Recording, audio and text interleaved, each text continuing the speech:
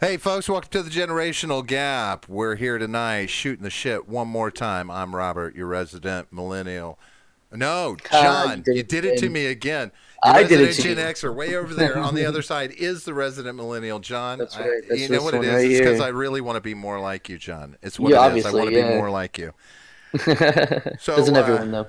so, You guys put me right in the middle. So Yeah. we're shooting the shit tonight, and we've brought on a special guest who we ran into the other night on Friday.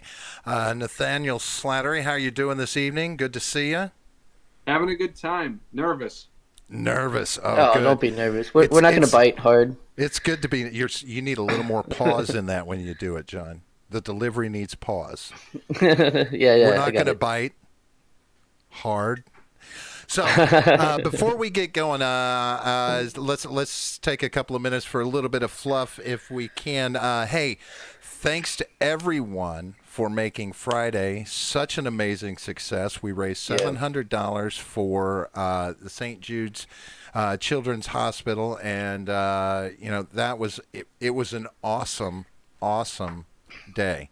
It was Yeah. 12 hours, and it was grueling, but it was well worth it. And I want to offer out as much appreciation as I possibly can to everyone who donated and everyone who donated their time to sit in and watch and interact with us throughout the whole show. That was awesome, and folks should give themselves a big round of applause. Nathaniel, you were there. Nate, I'm just going to go Nate.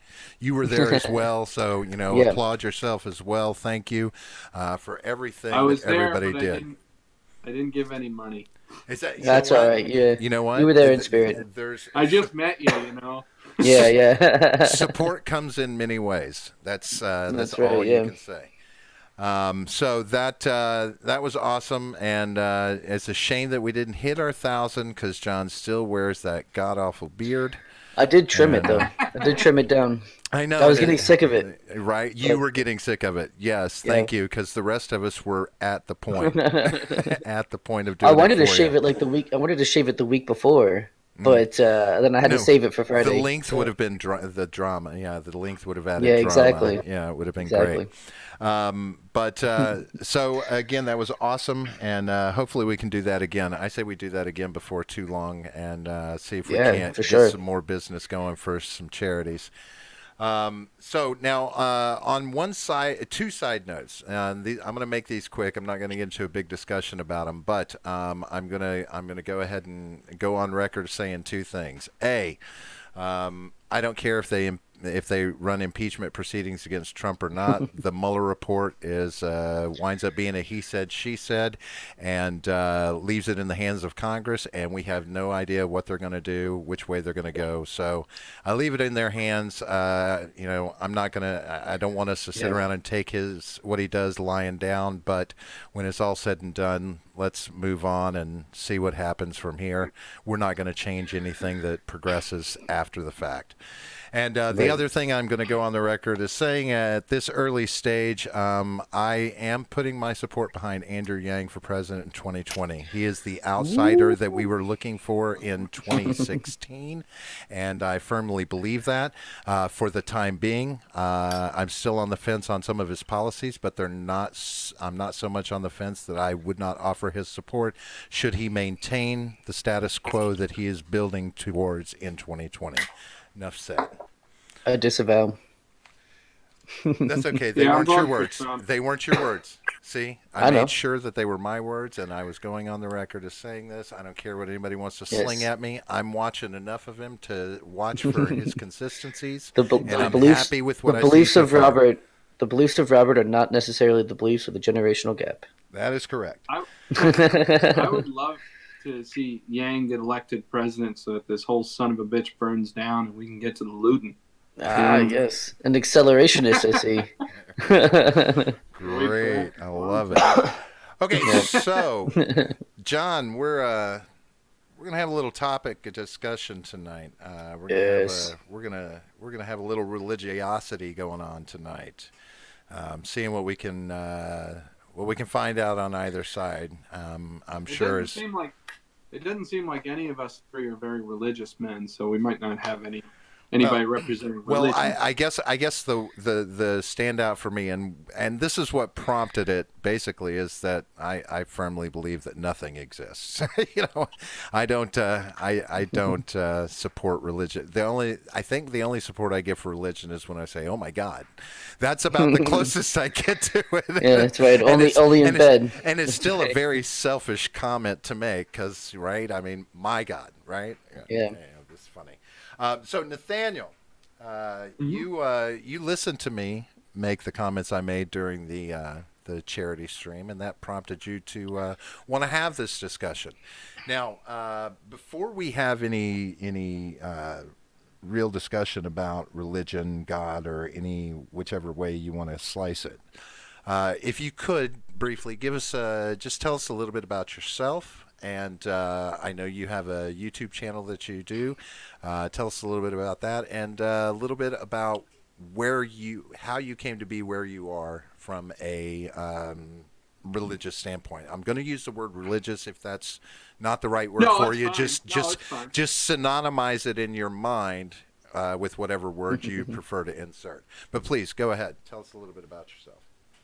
I mean, I don't like to get lost over jargon. I'm not trying to do that to you, but no, I've got a YouTube channel where in the morning I read the Bible and talk about it. It's very bloody. A lot of times I cuss, and we talk about what it really says. And then I'm usually nice and calm. And then sometimes in the evening times I get to drinking, and we do other things, and that goes up on the YouTube channel too. Oh, that sounds like fun. Oh, it's fun. In my background, I've lived in Seattle for the last 10 years. Just recently moved to. Oh yeah, I'm sorry. I love. Hey, don't you knock Seattle? It's not that. Seattle's all right. I lived there for a couple of years. It's all right. So I didn't mean to cut you off. No, I'm more with John than Robert. It's a great place to make money. The people are more empathetic than they are in any other city I've found. They really care about what you think there. But they'll sit down and have a conversation with you for 3 hours if you can break through the initial coldness. But lived there for 10 years. I'm a young guy. I'm turning 24 in a month. So I'm young enough to think I know everything. And I do pest control right now. I have done a couple of other things. I still got an HVAC business going in Seattle that pays me some money. Been around the block. I wasn't raised in a religious household. I walked into a church twice by the age of 19, both times for a funeral. It was Catholic Mass. And one time I lost my glasses, so I didn't have much of an understanding of Christianity or religion in general. I did study a lot of philosophy. I was reading, Machiavelli at about 11 years old. I was reading Nietzsche at about 14, 15. And Locke and Hobbes. I always tended more towards the darker side of philosophy for whatever reason. And those are good ones too. Yep. And when I became 19, I was launched out into the world. Just started working. I met a handful of people who were the only good examples of Christians I'd ever met at the time, and I was curious about that. They weren't really able to explain Christianity to me, and so I did acquire a Bible. It's the same one I've got in front of me right now. Started reading it. Didn't make much sense to me, although it was a fun story. And took me about 6 months of searching across the internet for people to explain to me what it actually meant.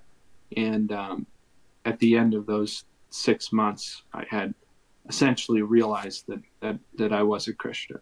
At the beginning of those 6 months, I had a conversation with God in which I essentially gave him my soul so that he would help me out of a bind. And hopefully, thankfully, it didn't seem to be like a demon or anything like that. But anyways, yeah. But I still didn't know what it meant. Yeah, so that's my background. Cool. So very nice. Now, you had asked me off. You had asked me off mic a little about You asked me about how I got into the place I got into with religion somewhat. So, to nutshell it, father was in the Navy, uh, got my mom knocked up with my brother, so they wound up getting married. Then she wound up getting knocked up with me. Uh, then they divorced. One thing led to another. Next thing you know, my brother and I are bouncing from foster home, and then our grandparents on his side adopt us. Grew up with them till I was 15 years old, and he was a pedophile. He liked little boys. She was an alcoholic that drank no less than a case of beer every day. She was in love with my father, and when he left for the Navy, it broke her heart. And when I say in love, I mean literally, emotionally, physically. So when they adopted us, she decided to take out all the anger, rage, and frustration on my brother and I, and proceeded for the next 10 to 12 years to torture us, literally. In any way she could. She would come up with crazy, inventive ways to torture us, and then, every day normally beat us with something, make sure that we were kept in line.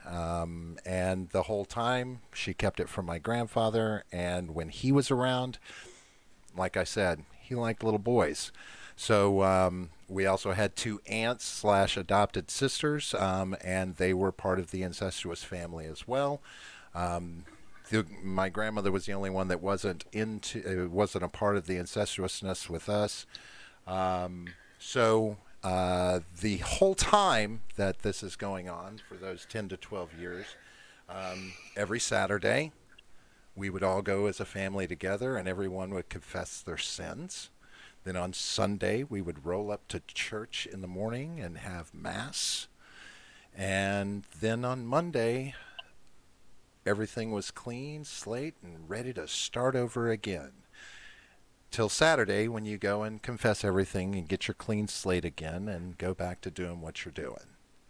So that was my experience with Catholicism, organized religion, the entire time I was growing up.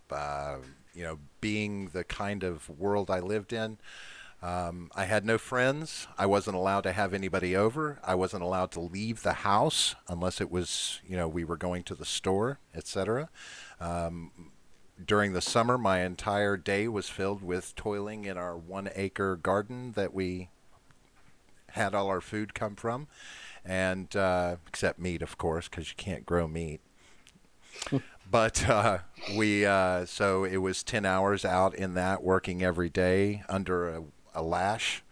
And again, it was all under the guise of a strong Catholic family. No one knew what was going on inside. When I was in, I don't know, 6th grade, I got caught stealing down at Foster's General Store in the small town. There were 3,000 people in the town I grew up in. They had the school counselor talk to me, and I told him what was happening at home. I told him everything. And it was in the 1970s, and that kind of thing didn't happen in a good Catholic home. I was lying. I was making up stories, and it all went away. But it was our strong Catholic family that was the resilient armor that deflected everything that could have ever stopped the horrible shit that they were doing to us as we were growing up.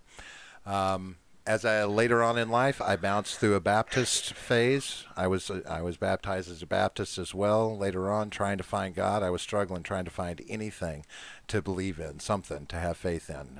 Even went through a Mormon household for a little while and tried to look at adopting that lifestyle. But one thing that I found, no matter what I went into, there was depravity, there was corruption, there was fantastical, whimsical tales of Willy Wonka and the Chocolate Factory built up to garner faith from a group of sheeple that, put on a good face and did whatever they wanted behind the scenes. So it gave me a pretty firm belief that, there was nothing out there for us. And that is when I began to adopt the idea that, we're animals. That's what science says. We're animals. Animals die and they go back into the earth. That's it. There's no There's no sequel to this once it's all over. It just goes black. Mm. That's what I believe happens, and there's been no proof to show otherwise.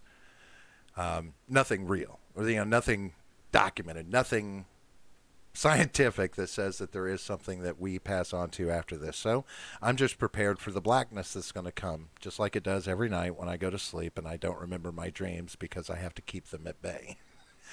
That's what it's going to be. So that is not to say that I don't respect other people's belief in whatever they believe in, whatever they want to have faith in. I have had those moments. For instance, when I was baptized as a Baptist, it was like I felt that rush of faith. I felt that rush of the Holy Spirit. I know what they're talking about, and it's this adrenaline rush that happens when something cataclysmic religiously happens. But much like anything else, much like an orgasm, it fades away very quickly, and then you go back to the normal humdrum of living like the animals we are. So that's me in a nutshell. So when that's where my questions come from when I ask you questions, and that's where my answers are going to be rooted in as well. So what are you doing nowadays? Where you at? What's the happy end of the story? Are you off? I heard you had kids and you were married and things were looking good. So you weren't. Yeah. So I just You've got a great life. I mean, it's amazing that you are fully functioning adult out here helping the younger generation, right? Well, I try to put on the face of being fully functional. I mean, I'm not. I mean, I have PTSD. I've been diagnosed with that, high anxiety, blood pressure, narcissism, pathological lying. These are all things that psychiatrists and psychologists have laid on me that I developed throughout my life. And I'm like, okay, See, so I smoke weed and I stay balanced. Yeah, that's why I don't go to psychologists. I prefer to keep that stuff a surprise. You know what I mean? Well, you see, I grew up in a day and age where there were, as I got older, there were two things. It was at the heydays of the 80s, 90s with all the self-help and, everybody needs to go get help, this, that, and the other. And the answer is either you have this unbelievable faith and God cures everything, or you go and seek mental help. And so I did both things. I spent 3 years on meds trying to cope with my PTSD. And they just kept they gave me a cocktail of 4 different drugs. And one of them just kept rotating out with whatever the newest drug was. The psychiatrists are just pill pushers now. But yeah, absolutely.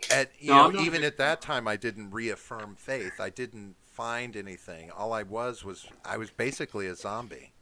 And I mean, I don't know.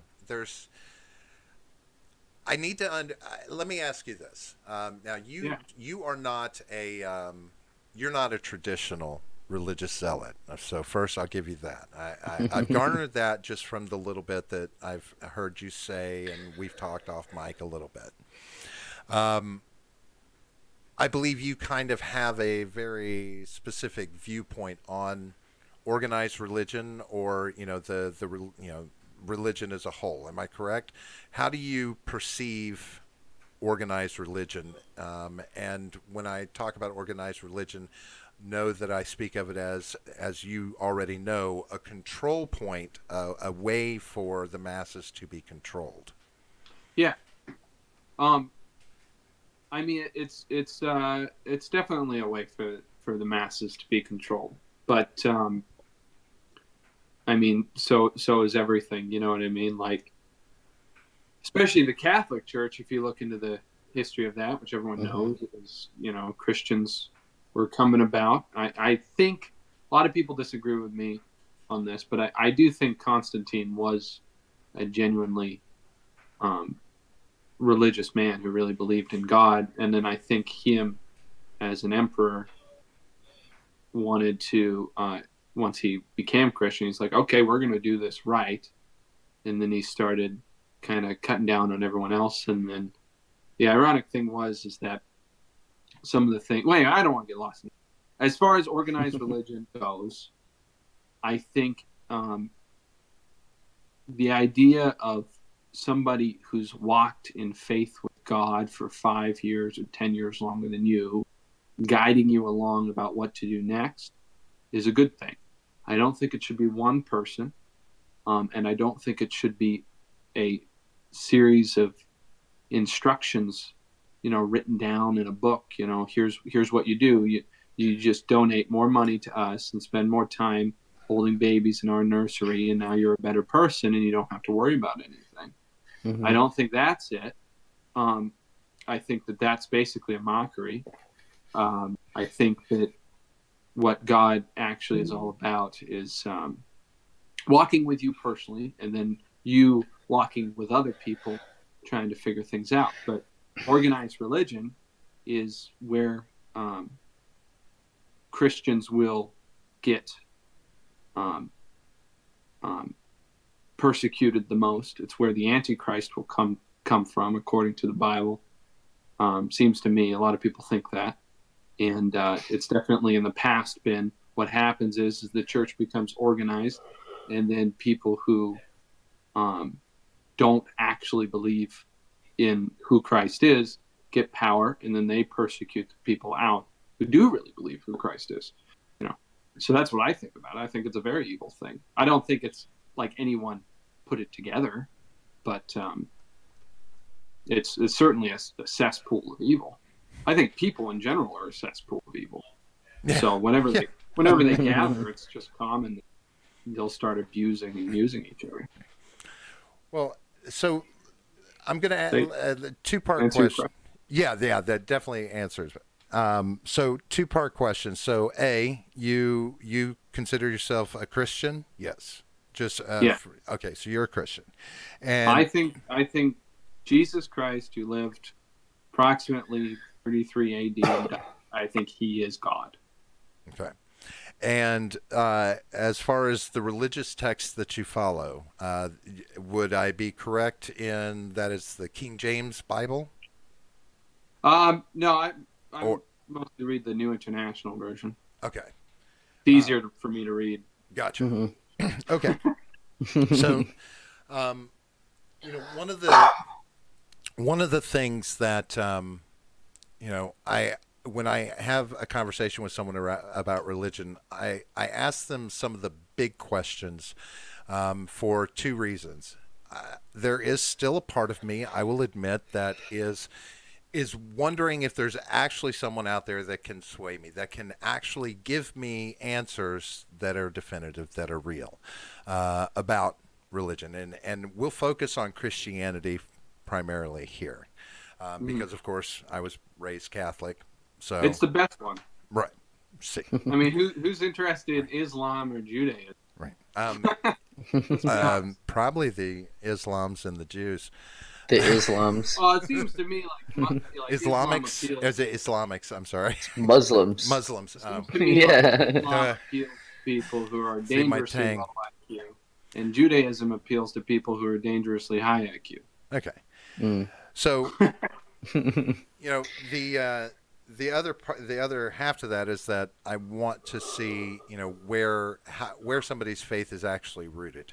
These kind of questions really help me garner that. So, when we talk about the text, right, the Bible, yep, it goes pretty far back. Now, some people say that it originates. There were interpretations of that came as far back as the Dead Sea Scrolls, right? Mm-hmm. Yeah. But man, in some form or another, through stages of evolution and civilization, etc., upwards to 200,000 years. But we only see, like, for instance, Christianity popping up, a few thousand years ago. And, we see other, when we go further back, we see all these assorted deist-based or deity-based religions or followings. Dualism. Dualism, sure. whatever. So why wasn't, you know, if there was creation, if there was all of this that is put forth in the Bible, Yeah. where was it when man was all? Why wasn't it there when man was always around? Why did it take so long for us to actually have something that was the true religious text? Well, um, is it the text you want to know about, or is it the religion of Christianity? Because it's two Well, different questions. well, I'm sure Because Christianity goes further back than the text itself, but this idea of God, like it doesn't account, you know, there, you have to bring science into this. It doesn't account for the actual the evolvement of man that has been shown and been proven, and you know, I mean, it wasn't like the same God was being worshipped as far back as early man is concerned, but some hierarchical being or deity was in some way, shape, or form. To some extent, typically it was like you said, duality with different gods, this, that, or the other, or space people, from what some of the drawings look like, or animals. Why wasn't our God there? You know, from a Christian standpoint, why wasn't he there so far back then? Why aren't we seeing that?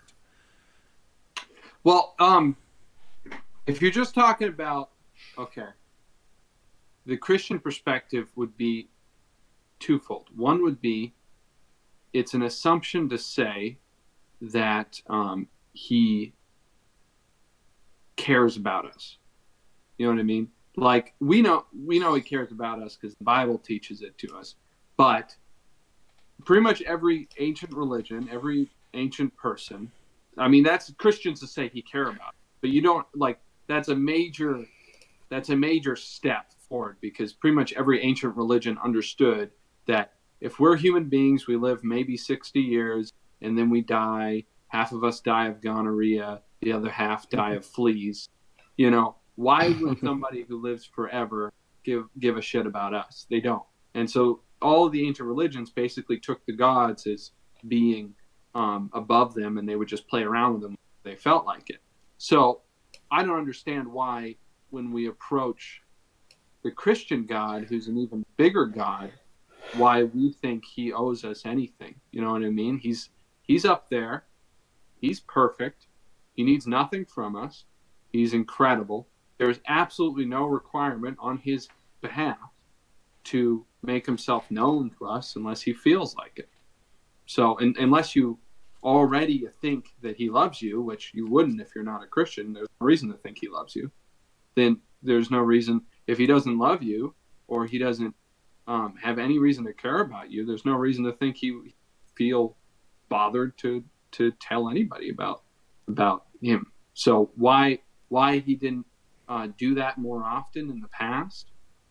He didn't have to, you know. And if you go off of the biographies, the ancient biographies contained in the Bible, it would basically tell you that there were at least a handful of people all the way back from the beginning of time who knew him and sought him out. I personally believe, and there's a lot of people who've struggled with this. You know, Napoleon Bonaparte was not a Christian primarily because he didn't. The Catholic Church said that none of the ancient Greeks or Romans would have gotten saved because it was before Christ. I personally think there were people that walked with God that didn't know anything about him but still walked with him. You know, you can read stories about Socrates having a personal relationship with a god that he would talk to. Numa Pompilius, the second leader of Rome, would shut himself up for hours in a house talking to a god, and then that god would transmit. So the idea that none of those people knew about him, because what Christianity ultimately is, what makes it different from other religions is it's you and God mano a mano hanging out. He wants to, no, seriously, he wants to be in your life because he finds your life interesting. It has nothing to do with history. It's just you and him. So you can find plenty of examples of that in ancient history that could be related to Christianity. It's just, of course, wouldn't be Christianity because Christ hadn't been born yet. But the Bible says that Abraham was saved, Christ was born, because he had faith. So Well, If that answers the question. As far as the text goes, the Bible itself, why do we follow it if it only showed up in the last few hundred years or whatever in its current form? That's a great question. I mean, honestly, I just got into an argument with 3 other pastors on YouTube a few weeks ago, trying to ask them, why is the Bible so special? Mm. How was it written?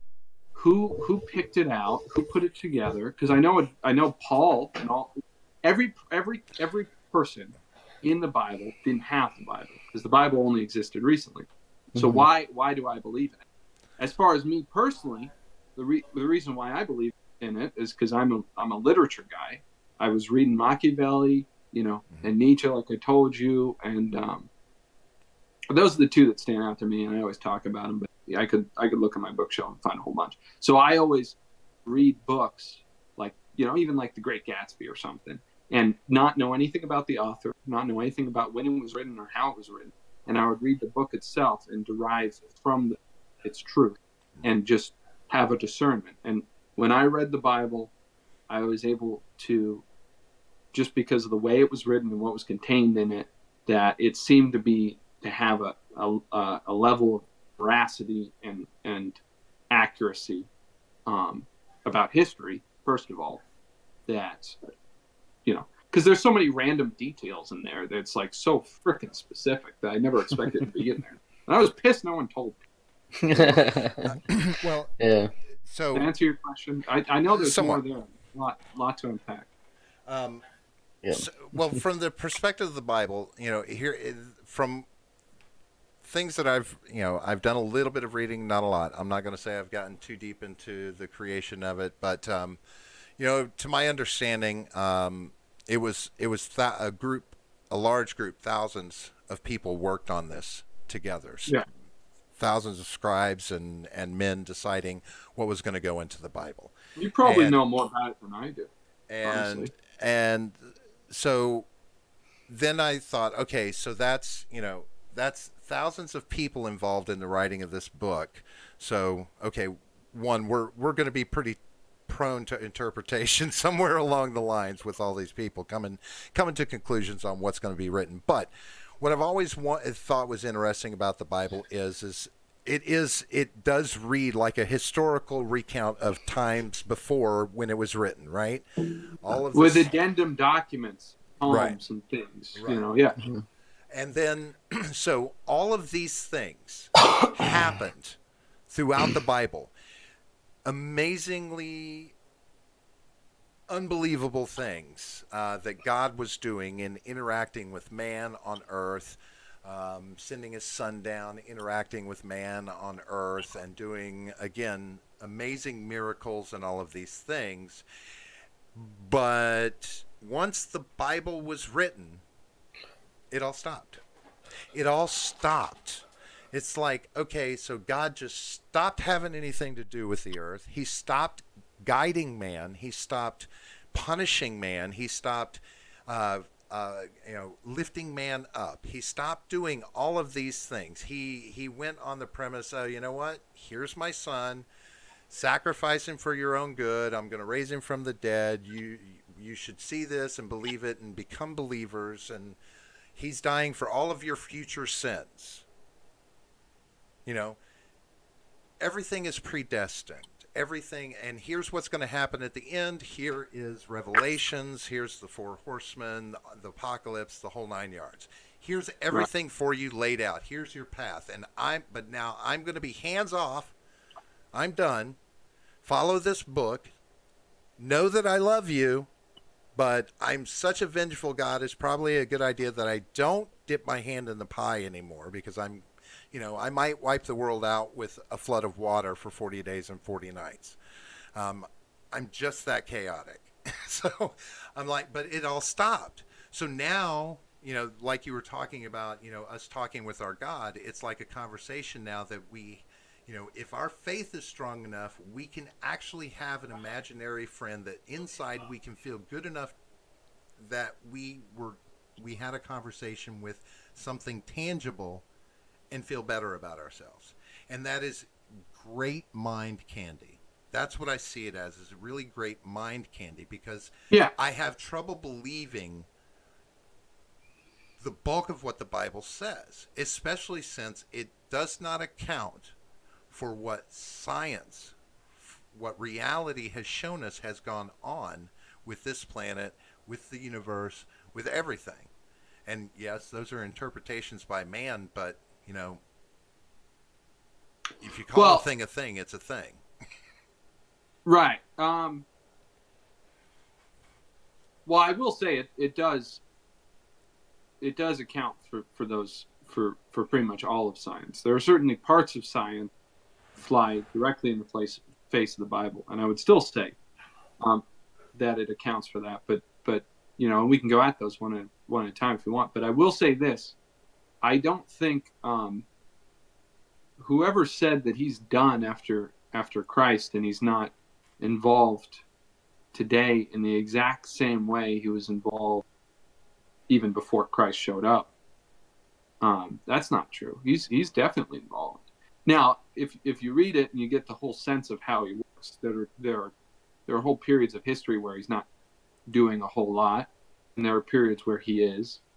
But you know, with my study of history and all that, I've seen a lot of, like, for instance, George Washington. I was reading his life story, and he was talking about how um, during the French and Indian War he was a part of, I want to say, Braddock's ambush, and he had some sort of stomach issue, and he was 6 foot tall man, you know, very tall man on a horse, and he couldn't even get off his horse because he was so sick. Well, when the ambush started happening, he ran into the front lines and then ran back and forth during the whole course of the battle, and people were getting mowed down like crazy by the Indians, and he left that battle with something like 10 or 12 bullet holes through his clothes, and all the other officers had been taken down. There's no way they weren't aiming at him, but they missed every single time. And he wrote a letter to somebody saying, because he had written a letter right before that saying, I think I'm going to get out of the military. I don't think I'm supposed to be in this. I don't know what God wants for me. And then he wrote a letter after saying that this is a miracle God has done in my life to show me he wants to be in the military. And then there was during the Revolutionary War, when they were getting away from Brooklyn, there was a time where they had to escape over the river. Mm-hmm. And Crossing of the Delaware. No. This is in Brooklyn first. This is before. Oh, okay, gotcha. This is during the summer, I want to say. After the siege of Boston, they go to New York, and he gets his ass kicked in New York. A bunch of people die, and he ends up, because he wasn't a great general. I mean, he wasn't. He was a good leader, not a good general. Yeah, I mean, he was tough. Yeah. He was a tough old son of a bitch, and he was a great spy master and a liar and a thief. That's why he did well. Ironically, he was mostly a great spy master, but he was trapped in Brooklyn, and he needed to escape across the river. The whole army had been captured. The Revolutionary War had been done with. And, you know, as far as I remember, it wasn't the time of the year for it. It wasn't the season for it. Weather, fog came over the river and was thick enough that they could get across. And he said that was a miracle. And then I'm running low on battery. And then I want to say the Constitutional Convention and said, hey, you know, we were all fighting against the strongest empire in the world. He used to pray to God every day. And there's not a single man who went through that didn't see God working for us every single day, doing miracles, and didn't see amazing miracles. And I move that we pray now every morning if we want to get this thing done right. Ben Franklin, who's a crazy, you know, from all intents and purposes, a whore meister. He was, yeah. Yeah, he was having a grand old time. But you know, like, there's definitely accounts, and you can read other parts of history. That's just the ones that kind of come to mind right now. I've read a lot more history than just American history. I don't worship America, but miracles still happen. God still acts exactly the same way he does. He just might not. I mean, it's basically whatever the fuck he wants to do. I mean, it's God. You know what I mean? Well, yeah. So that sounds like yeah, these are things that you can attribute to God, afterwards. And you could But they're also not not attribute to him. Sure. right. So I mean, it kind of seems like shoehorning God into somewhere where there might not be one, because there's so many other times where like look at different military defeats, right? Where was God then, right? Or Where was he it, didn't show up. Well, right? So I mean, so what I that's mean is, you see what your I'm saying, though, right? Where it's just, 100%. a coincidence happens and we attribute it to a miracle, whereas it was just good luck. It was just you were in the right place at the right time, things went right, and you succeeded. Yeah. So how is that any different than the way God acted throughout the Bible? Because throughout the whole Well, Bible, Well, you're because if I'm saying you don't necessarily have to attribute it to God, because you can't. There's no way of knowing if it was a God or not. Do you see what I'm saying? Like yeah. well, because I mean, there's so many times that things don't go like that, and you don't say, well, God made us lose, or God made us. You know what I mean? right, Only the good things are attributed right, to God, and And never. that's Go if ahead. you were going to base your whole belief system off of a couple of good, fortunate events, then it would be foolish and childish. Well, I sure. don't. Well, no, no, I'm However, not saying you if do. I'm just. anything, if God, Go ahead. sorry, I was going to say, if God wanted to spray paint in the sky, I am here. There would be a number of people that believed it. There would be a number of people said somebody took a plane out and did a joke on us. sure, And Sure. that's how it would be no matter, he could do almost anything. And that's how it right, would be. and but He you could bring a know, man back from the dead. the thing about Hmm. what you just talked about, the events that happened, and kind of to John's point is so whether someone I'm not, believes I'm not, in. I'm not trying to use that as proof of No, God. no, I'm no, trying to no. use, Hmm. I understand that. So okay. just hear me out. So whether you believe in your God or someone across the ocean believes in Allah or someone else believes in Buddha, or whoever it might be, um, there are things that happen where they're at in their religion that are just as I'm going to use the first word that are just as coincidental as in that makes them say this is proof that Allah exists. This is proof that Buddha Yep. exists, right? This is their hand. And so then I get to this idea that okay, that's not possible for all of these deities to exist. So what makes Well, your God more right than anybody else's? well, my God says who those gods are and accounts for them, and says specifically what will be happening and why it will be happening.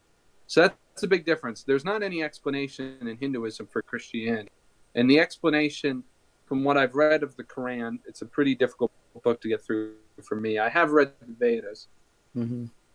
but what I've read of the Quran, the explanation that Islam has for Christianity, that one is much more tough, because basically in Islam they have second coming, and Jesus will be on their side at war with us, and then Hmm.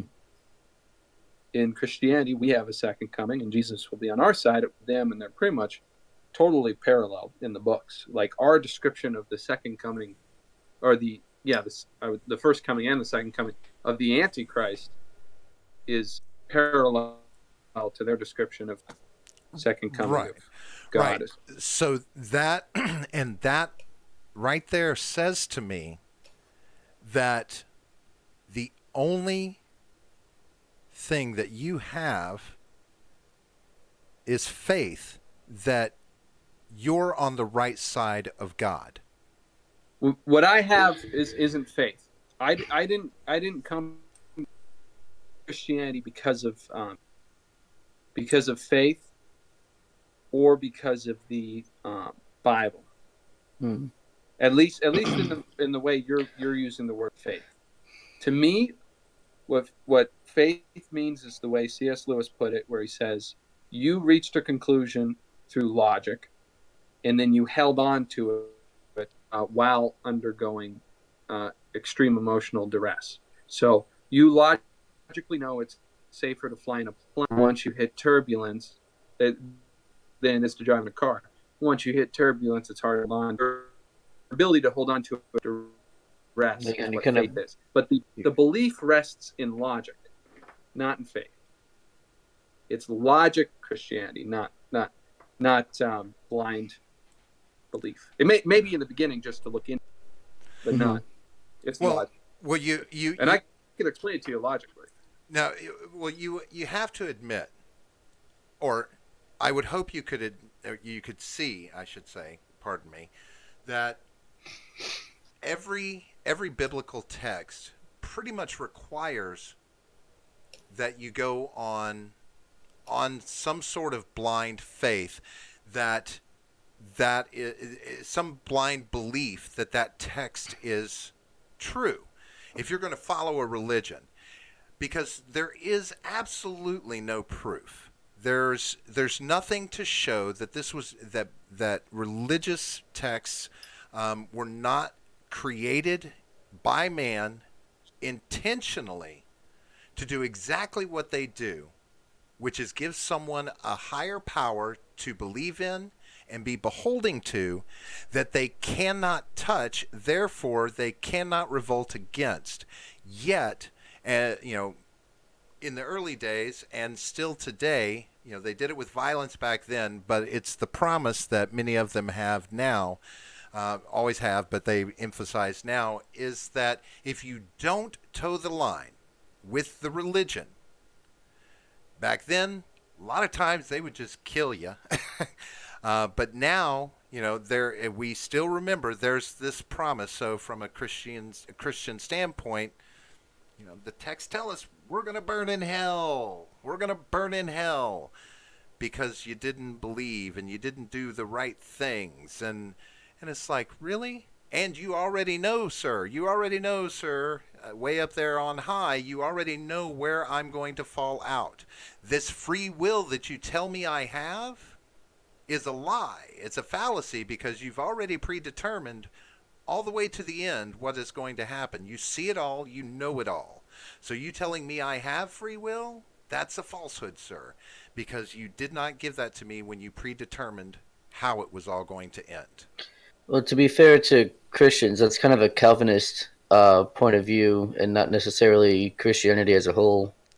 The predestiny thing. Understandable, but I was always brought up to understand that the reason why that this destiny thing was, the free will was the thing that made the difference there. But I'm like, but he already told us how it's going to end. He already knows.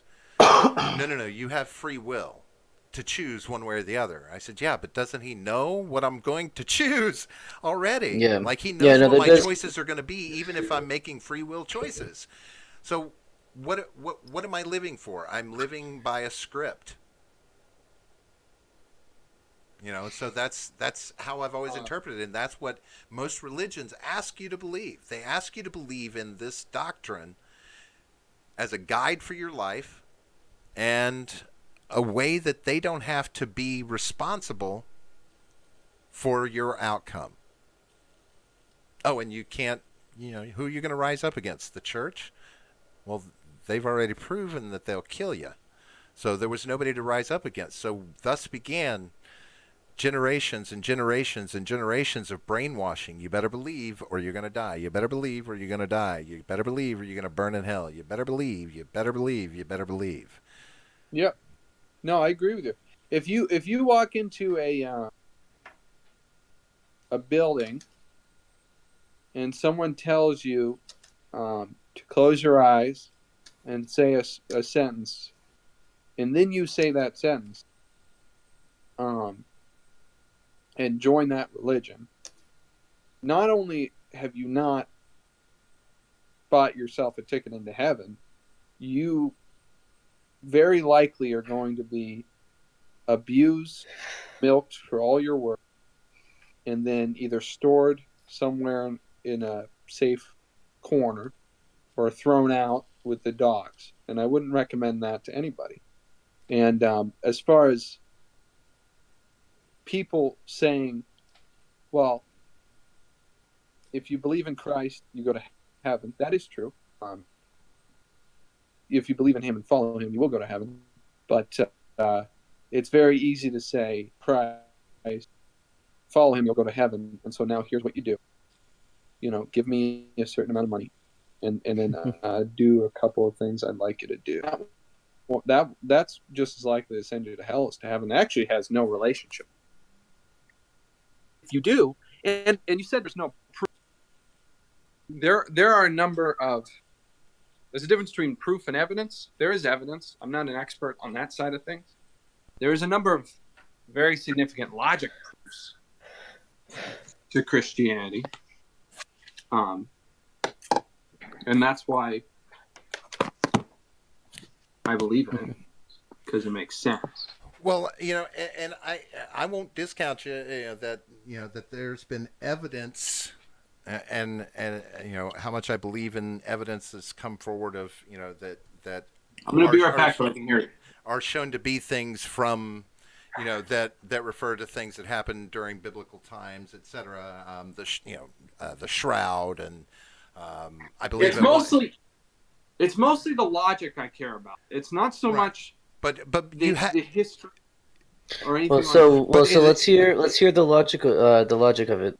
Let's hear that for a minute then. If that's what has convinced you, and if that's what you think will make more sense, I guess I think we should stick to that then. It's complex, like any good philosophy that purports to explain all of life and what you should do in it.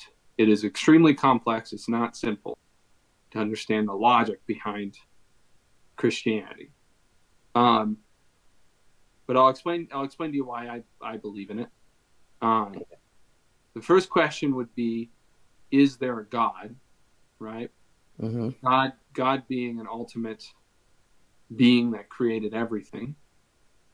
And you're right, there is no direct proof of that. I would say it's more likely, not likely, because of the complexity of creation. Particularly DNA is the one that surprises me, because if you look at how DNA actually works, or your brain, it's more complex than any computer we have.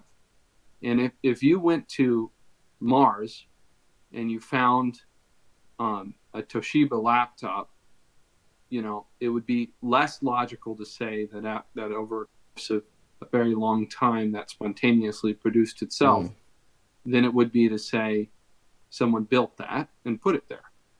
So it makes more sense, looking at the complexity of creation, to say someone built that and put it there. You can say that, well, there's evolution. I don't believe in evolution, but you don't have to not believe in it. If the story of Adam and Eve explains that, so God created Adam as a fully mature adult male. There's no reason he couldn't do that with the whole earth. He could create an earth with history. Same way as if you write a book. I write books. If I write a book, it starts, the main character's 40 years old, but he just started existing. And you write all the history into it. God could do that if he wanted to. He's God. The whole, science has nothing to say about miracles. Science is the study of repeated circumstances. Something happens once, and you do it again, see if it happens again. You do it again, see if it happens again. And it's very logical. It's a very effective tool. A miracle, by definition, only happens one time. So if they exist, they have nothing to say about science. And if science exists, it has nothing to say about miracles. They're in two different realms. But isn't the idea of a miracle subjective? The idea of science is subjective. And I mean, so you were making the watchmaker argument a moment ago, about how the complexity of things, that it makes more sense that someone built it than for it to have, evolved over time. But the thing is that we, like you mentioned, the Toshiba laptop on Mars, right? Mm-hmm. Well, we know that had a builder because we can, we've seen that they can be built. We can see them be built. We saw the technology. If you're old enough, you saw the technology, develop and Sure. how it was put together and all that. We don't get to do that with man, right? So yeah, you can Well, say, well, Adam and Eve, but what's there's the no. closest? What's the Oh, closest equivalent to the human brain you can? I mean, The dolphin brain. well, yeah, some other I mean, animal, but no, no, no, yes, but but no. see, My that's a point, very but no, my important. That's kind of a point. A point to that is, yeah, no, other my point animals is have that these kind of brains. yes, you can use, like, you can say Adam and Eve, but at the same time, that's still only in the Bible, and maybe in some other texts along the way. But there's no way to know if that's actually what happened or not. Here's a better proof. I'm not using that. I'm using that as just a picture of how it could happen. Because I mean, would you Right. agree that if God did exist, He can do whatever He wants? By Um. definition, He can do whatever. Well, yeah, If the according to God, wait, what's hang been on, yeah, written yeah, about him, yeah. if the Christian God is real, then obviously he could. Do whatever He wants. But here's a better explanation, or here's a better proof. Um, but it's not. It relies more on wisdom and experience, I think. Here's what I've found through undergoing hardship in my life, that and losing, having abundance, and losing and having very little, um, and watching other people do the same and learning more. They've gone through a lot of hard things I have and all that. It Mhm. seems to me that um, in life, the things that are very important to us are non-physical. They're intangible. So like if I have somebody in my life, named Jonathan, and he's my brother. The things that are important about him is not his height or his hair color or his eye color or any physical characteristic. The things that are important are the intangibles, like his relationship to me, his personality, things like love, hate, you know. Furthermore, across the whole world, the important things that influence people are intangible things: peace, war, love, hate, friendship, um, personality, um, even technology is an intangible concept. So I think consistently, anybody with wisdom would say, in general, intangible things are more important than tangible things. Therefore, it would be logical to assume that um, the intangible has a value own, that it exists on a plane. You know what I mean? Like, you can group all those things together logically. So if for instance all the physical things have an order created them, and all the intangible things exist, it seems to me like there would be a creation for tangible things. And especially since atheists tend to take a lot of value away from human beings and their ability to create things, certainly most of the intangible things you would rate as very important created by any one human being. So they should have some sort of source. Well, but I mean, the couldn't source is human beings themselves, right? I mean, you right? feel love Well, for another if a tree person. falls in a wood, does it make a sound? If one dog bites another dog and no human being was able to see it, does it have a consequence? Those two dogs have a relationship with each other. Atheists Right. are to argue that nature is more powerful than human beings, and or well, I guess they don't argue that, but they do argue that it's more important in ways. So if you say it's all created by human beings, I could understand why you might think that, John. There's another person in the chat I know thinks along, but it seems to me Robert knows what I'm talking about, at least as far as those things are separate from human beings. The intangible side of Well, the Well, but see, I think that is that thinking is that's not that's not hard, that's not a hard conclusion to come to, and I believe that is that kind of thinking that was the tool, that's the tool that they understood, that no matter what religion or what theology began, That is always the tool that can be used. It's the intangible. Intangible Yeah, things are more important to people. So yeah. let's create something intangible and tell them that this is the source of everything that they Oh yeah. are. So therefore, they are less likely to question it. So that is definitely one explanation you could have for it. But that's still, that's a great explanation for why religion came about. And I do think in a lot of ways Well, that is why religion but came that about. could But that could float a belief as well. well, my Just question is, where did those intangible things come from? Well, and so which here, one right came here, first, though? Would right be here. right. Well, yeah, exactly. Would it be belief or would it be religion that came first? Well, Right. I mean, if you think the original like religions were probably sun worship, right? Because it's something that you can see that gives you heat, gives right. you light. So these are that's probably the first Heat and thing that light was are worshipped. Well, What's that? I didn't hear you. heat and light are intangible. It would take. Right, but what I'm saying is it's this mysterious thing, right, that can't be explained at the time, could not be explained as to why it traveled across the sky. So then Well, people can would you start explain why developing. it travels across the sky today? Well, yeah. Explain it. Well, we're in an orbit around the Earth is in an orbit around it, and the Earth is spinning as well. And so when we go So into the your dark side of it, explanation, so your explanation for why the sun travels across the sky is the Earth travels across the sun, around the sun, and then around the spins sun, on its right? own axis, right? So that when So we're on the that's dark side, it important. looks like the Why sun do is those things moving happen? from our perspective. What's that? I say, how do those things work? Why does it happen? Why does it happen? Mm-hmm.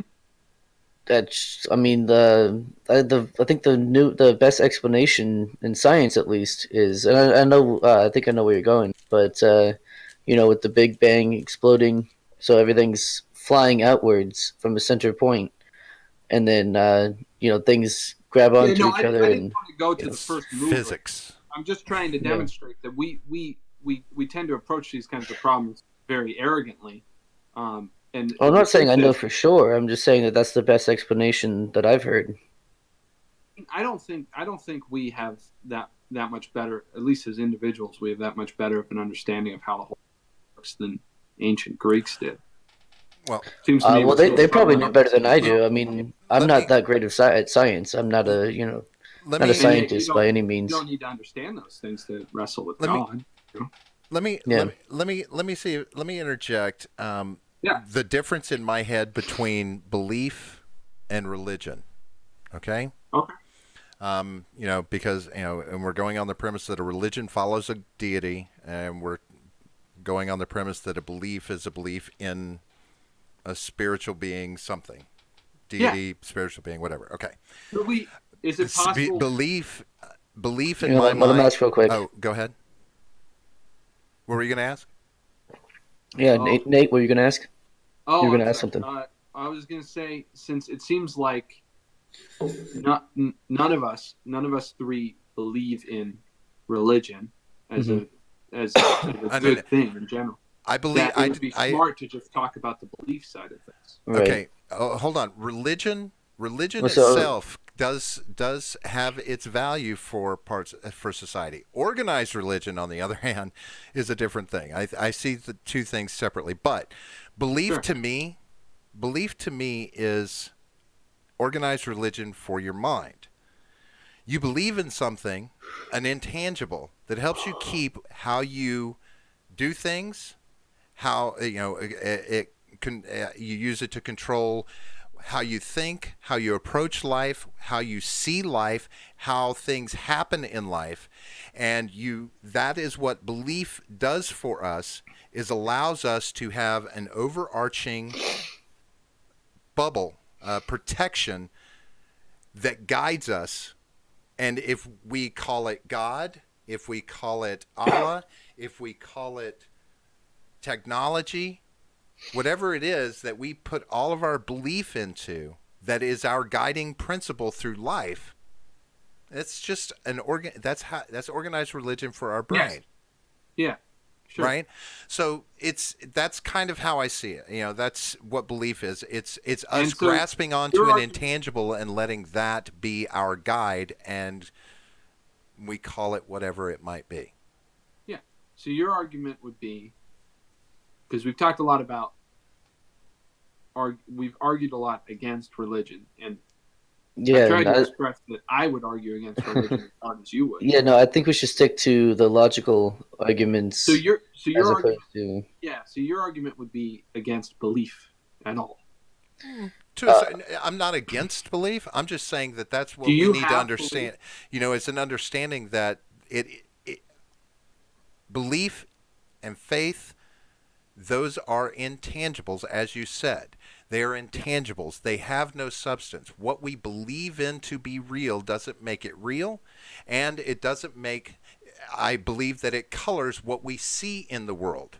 For instance, Yet when we it's believe we saw a more- miracle, it's our belief that colors that. Many people's beliefs are rooted in religion, though, through organized religion, through spirituality, through their own personal religion, whatever it is. This religion, and we have various ones. This is why it's a protected thing but in not, this country. but not me or you. So who cares? Let's me and you talk. Okay, What do so you believe in? I don't. As I said, we're animals. We are just pretty much the top tier of animals. Our brain wiring clicked eventually. I do believe in evolution. I've seen the evidence of evolution. I don't see evidence of a starting point from two people as much as I see thousands upon thousands of years of different various stages of man and animals becoming where we're at today. I don't believe there's anything more than us being a very advanced animal that lives and dies just like other animals. We just have the sentient thought at a level that others don't, or Right. that we know of.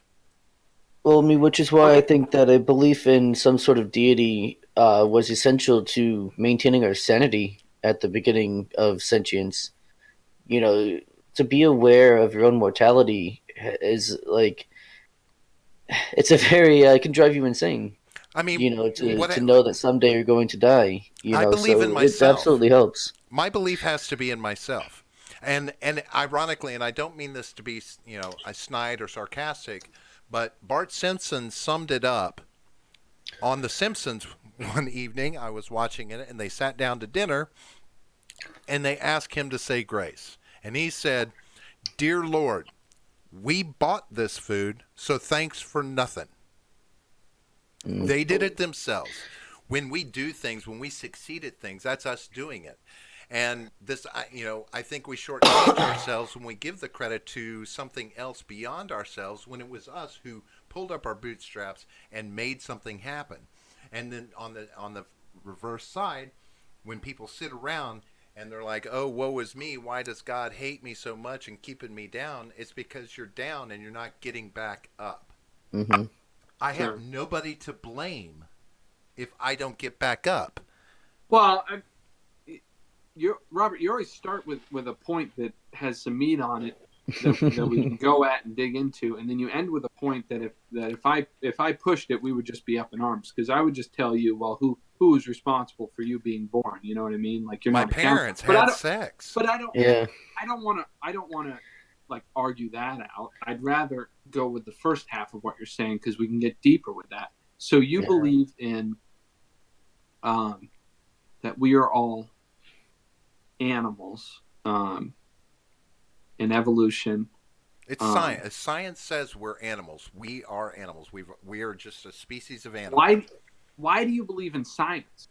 Because science shows me facts.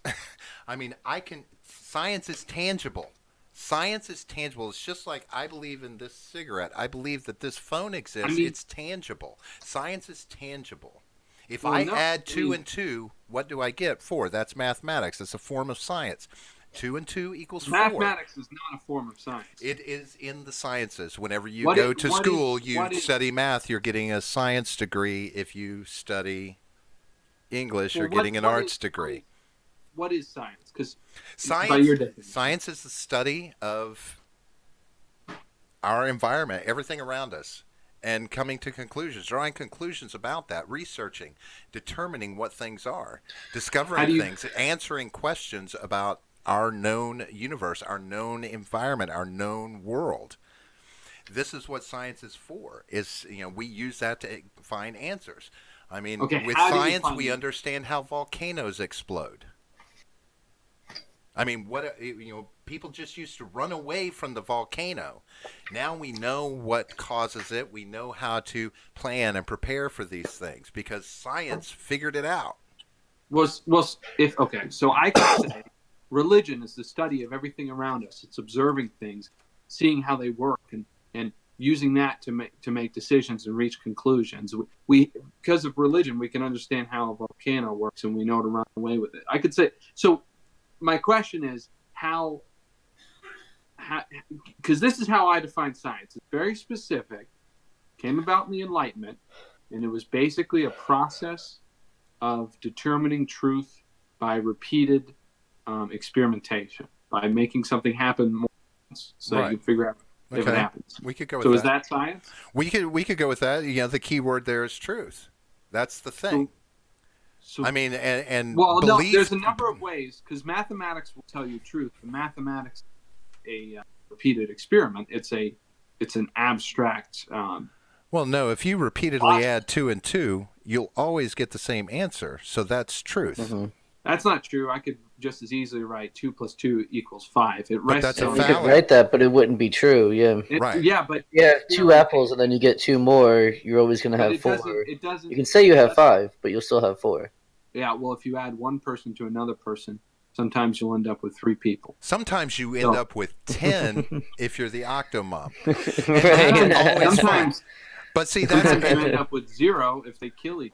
and see, So Yeah. it's and my only point about mathematics is mathematics does not rest on repeated experimentation. It rests and that's very simple to look at through history. It was given to us by the I believe the Arabs, algebra, Yeah, yeah, it's zero. Arabic. Yeah, but of course Yeah, it is. before. It was tested over. They new formulas, new equations. They It have to wasn't. be tested over and over to be sure that they work properly. So yes, yeah. it is a So science in real that quick, sense.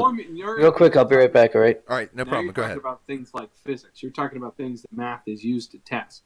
Sure. Math is a logic. It's not. It doesn't rest on repeated experimentation.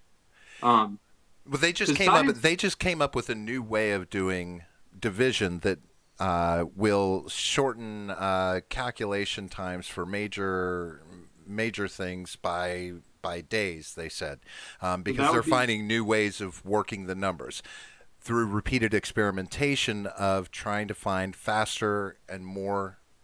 Now, I understand numbers exist, but this idea of how we make numbers work together, we made that happen. We researched it, we studied it in nature and in practicality.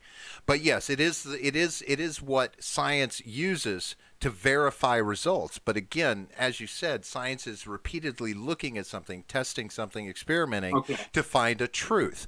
So Well, that's how we figured out that gas will run a car through sure. science, Well, right? let's just use that definition since we can both agree on it. And you believe in science. I That's believe good. I accept science. Do I Okay. believe all science? No, not till I see it. There's some things that seem kind of unbelievable in science, but if I haven't seen it, then I can sit on that unbelief. But once I see it, then I'll believe it. So I'm willing to bet that most of the science you believe in, personally, the experiments yourself.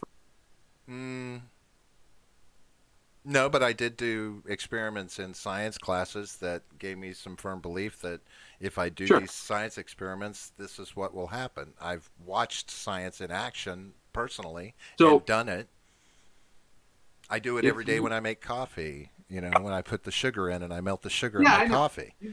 You've got reasons for believing in the scientific process, but you Sure. didn't personally perform those experiments. All I'm saying is that, like for instance, the evolutionary theory, scientifically, there's no way you can test, a million years over and over again. You can test things like bacteria, um, But extrapolating that over a million years. Well, I mean, is pretty cool. we figured out how to carbon date things. We can carbon Car- date bones. carbon dating is extremely inaccurate though, and It's most evolutionary theory doesn't carbon dating because carbon dating only goes back about 5 to 10,000 years. well, Most of I'm it's I'm I'm I'm fossil. I'm just saying that we use carbon dating to get an idea of how Why old do you something trust it? is, Why do you trust it? because there's not a better option. Sure, there is. What? Um, well, it To depends on go to believe that it never existed? Because that's what the Bible tells me, is that none of that ever happened. none of whatever happened. Oh, the evolution of man. The Bible doesn't tell me that happened, yet we have bones of men further back than the Bible tends to be relating. You know, Just based off of carbon I dating. mean, for instance, we have, where we haven't found bones that date back to the beginning of the planet, right? I mean, I don't know how long was a day for God. How long was it? Was it millions of years? Is that how the Bible accounts for evolution? Because it's just gapped over in God made the animals, and then on this day, and then another day comes, and that's one day for God is a million years. So all of this stuff happened while he was sleeping overnight, and then he comes back the following his day and does the next thing. That's I've heard it explained to me that way, and I'm like, yeah, but you know people have used science to try and back up the Bible. I mean, religious organizations have even attempted to use science to find relevant truth to the biblical texts, and still flounder as they try to do this, because they can't find the same significant truth that regular science does. I mean, these are, do you believe the Earth is round? But yeah, I do. But science tells us that, right? Have you I been don't outside the believe planet that. to see it's true? Well, I'm honest. I'm honest enough that I'm honest enough to say that I don't believe it is round because science told me, because I haven't done any experiments except for thought experiments on it. I believe the Earth is round because so many people have told me that over my life. I respect. That's the reason I believe in it. So I think when you say you believe in science, it's more to do with the people you respect telling you things. Because anyone can call themselves a scientist and start telling you things. I can show you 3 scientists that will explain how science the Earth is 6,000 years old and proves everything in the Bible. But anybody can take the mantle of scientist and start telling you things. So you have to have a reason you believe them. Yes, because I watch science happen every single day. I light a lighter. That's science at work. When I go outside and play with my granddaughter, and I put I put equal force on something, it rolls forward and then it stops as it slows down, as it loses momentum. These are scientific things. I see these things happen every day. I interact with science, with the physical laws of nature that have been defined by science and physics. I see them happen every day. I see that I stay on this planet because of some unknown force that we've defined as gravity. And science tells me this is how it works, and it seems to be correct because I don't fly off the planet. I watch the moon orbit around the sun, and the Earth, and science has told me why it's up there and why it does what it does. I understand them because I witnessed science. When did science tell you that? All my life. And I went on the fact that I was respecting, huh? I said, who was silence that came and told you that? Like, because someone had to tell you that. There wasn't a the same people that were the people that taught me science were educated by schools, just like many of the people who were teaching me that God existed came from schools, just seminaries. See, they came from a school where they were taught how to preach God, whereas scientists come from a school where they're taught how to determine science and preach science. So do you believe them because they come from those schools? Why do you believe them? I'm just saying that I'm a firm believer in education because education is the backbone of a civilization. Understanding what's going on, understanding the Do you think world around you. do you think education comes only in the form of college and university? No, I think education comes in the form of however you get it. Yes, we have established schools to transfer that information, but I can get the same thing from my elders. I can get the same thing from my juniors. I get educated in lots of various ways. I'm educated every day whenever I deal with other people. I learn new What things. what do you think? What do you think is more um, responsible for granting you education, college and university, or life experience? Uh, Both. I have Which life one's more? experience and I sought book knowledge as well. Well, college or university? Was it the college or university that gave you most of what? I would say the schooling that I got all throughout my life, not just college or university. I went to a community college for 2 years and got an AA degree. I focused on core classes, um, just but I read books when I was growing up. I read science books. I read some history books. I So read fantasy novels and science fiction novels. I read. I tried to educate myself more than anything else. I sat at home and read my textbooks ahead of the class. I mean, this is what I did, trying to absorb knowledge whenever I could. Hell, I gained a lot of knowledge from comic books. That's how I gained a grasp of writing and grammar and punctuation and how to use words this way and the that. the only point I was making is most of your education has come from things that are not college or university, that came from your Shootin. I think that's true for most people in life. Mm-hmm. And yet, when people say education, pursue education, education is a good thing. A lot of times people interpret that to mean go to college.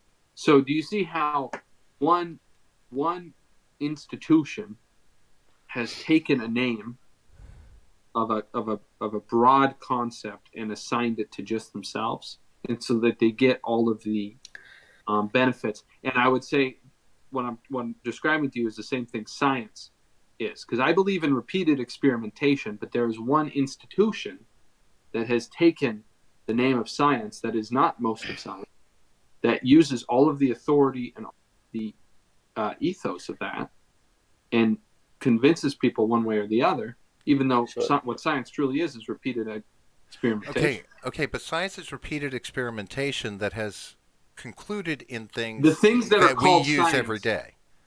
The things that are called science are based mostly not on repeated experimentation.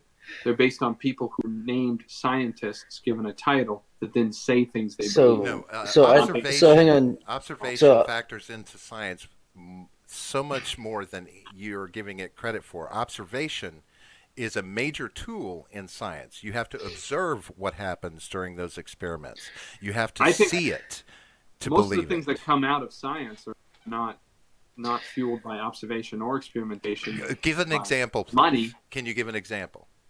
Yeah, well, most of the climate change science is fueled by money from governments that fund that research in order to essentially be, well, I won't say their motives. I'm just saying that it's ironic that the solution to the climate change is always to transfer more power to the government, and the government funds the research into it. So that's an example, because that's kind of a suspicious means opportunity right there. Right. So I don't think we're going to get any further with the science, part of it. I think, we each have our own, beliefs on it, and I don't think we're going to convince the other. Yeah, it's just important to know that there's an answer for all these things in what I believe, and I won't buck away from any of these questions, because I believe all of these things. Yeah, I'm just Absolutely. you just have to understand that, or I would ask that you understand that I believe in what I can see, and I can see science, but I can't see God. I don't know how you can see science. Well, we can see the effect that science has, but I do kind of want to get back to the philosophy and logic back under that, if you don't mind. I mentioned off mic about the Epicurean paradox.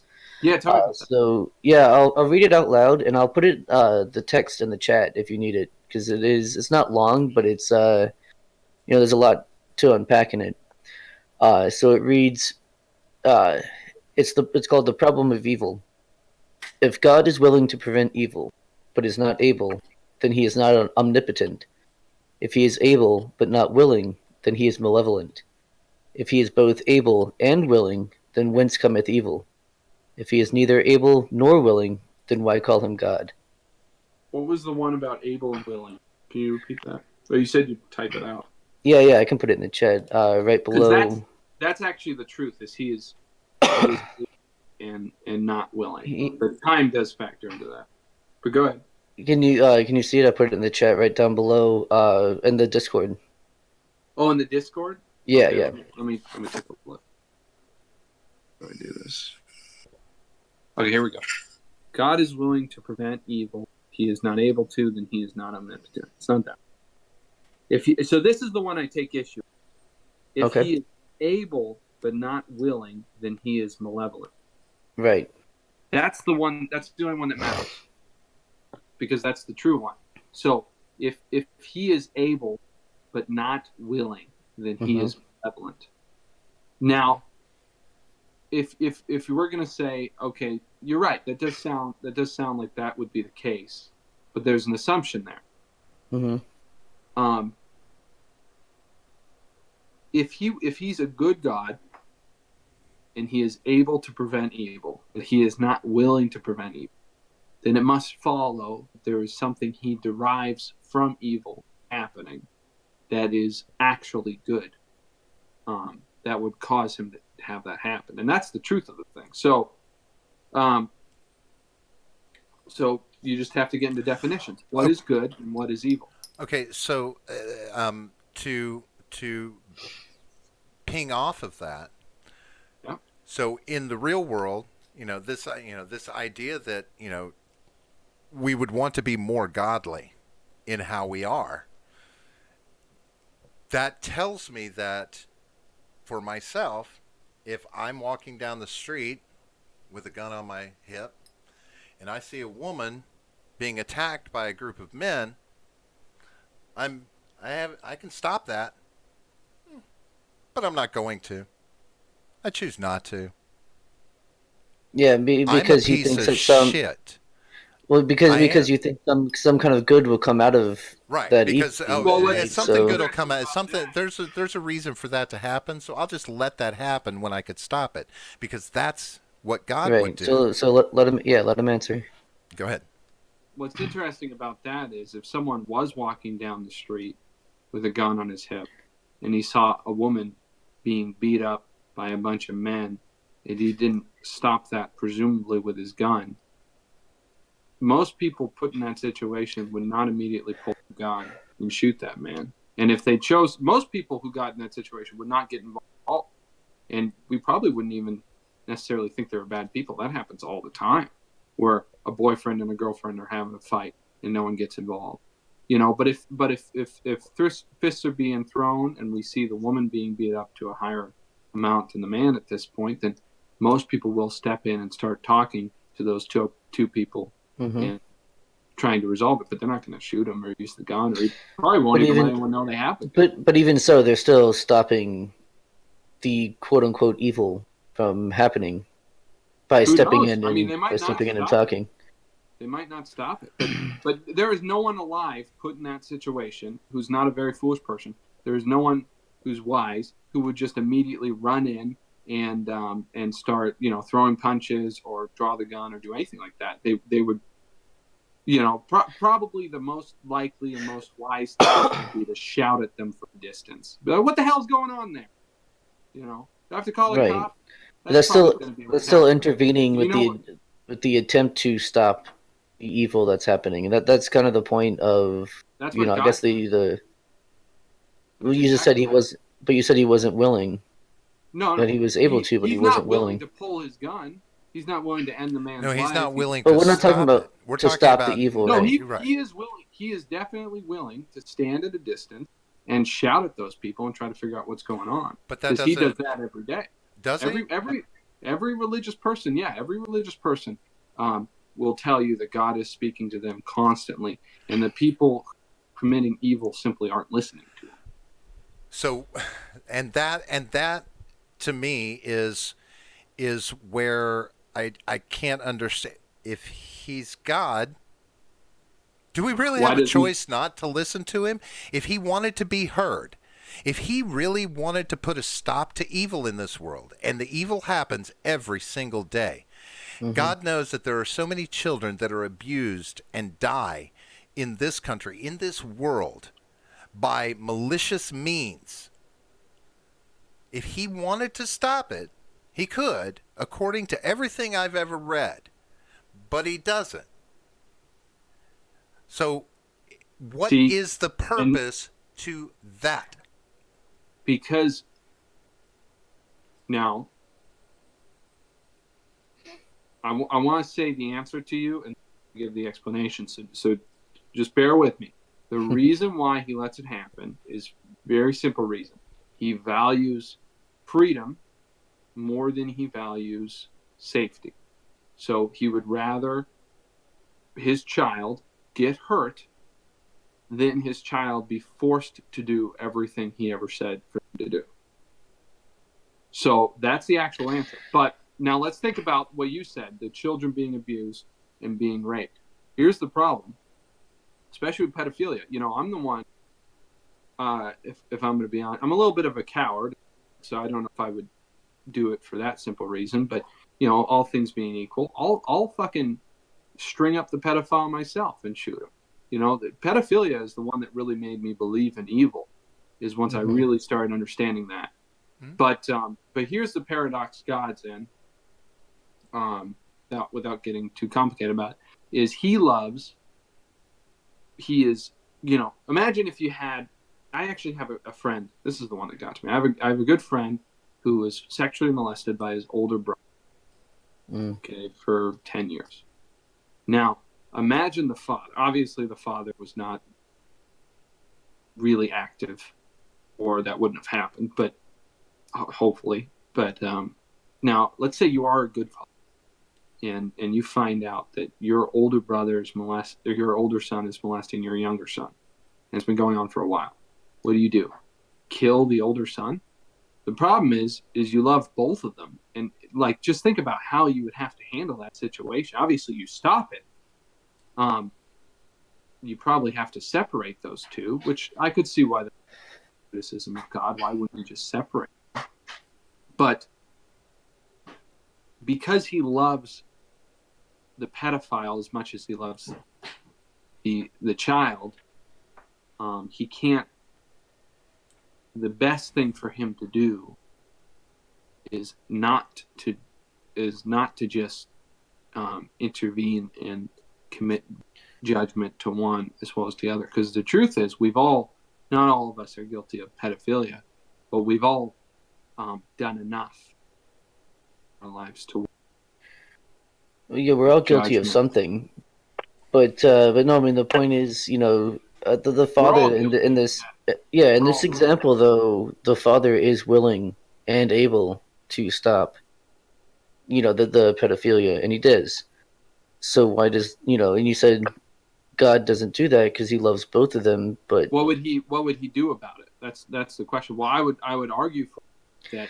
well, I mean he's The best omnipotent, right? So he would have a solution. and And his that solution wouldn't be letting the child get raped, or would it? I mean, you see his what I'm saying? solution would be to provide a way for both of those people involved in that situation to,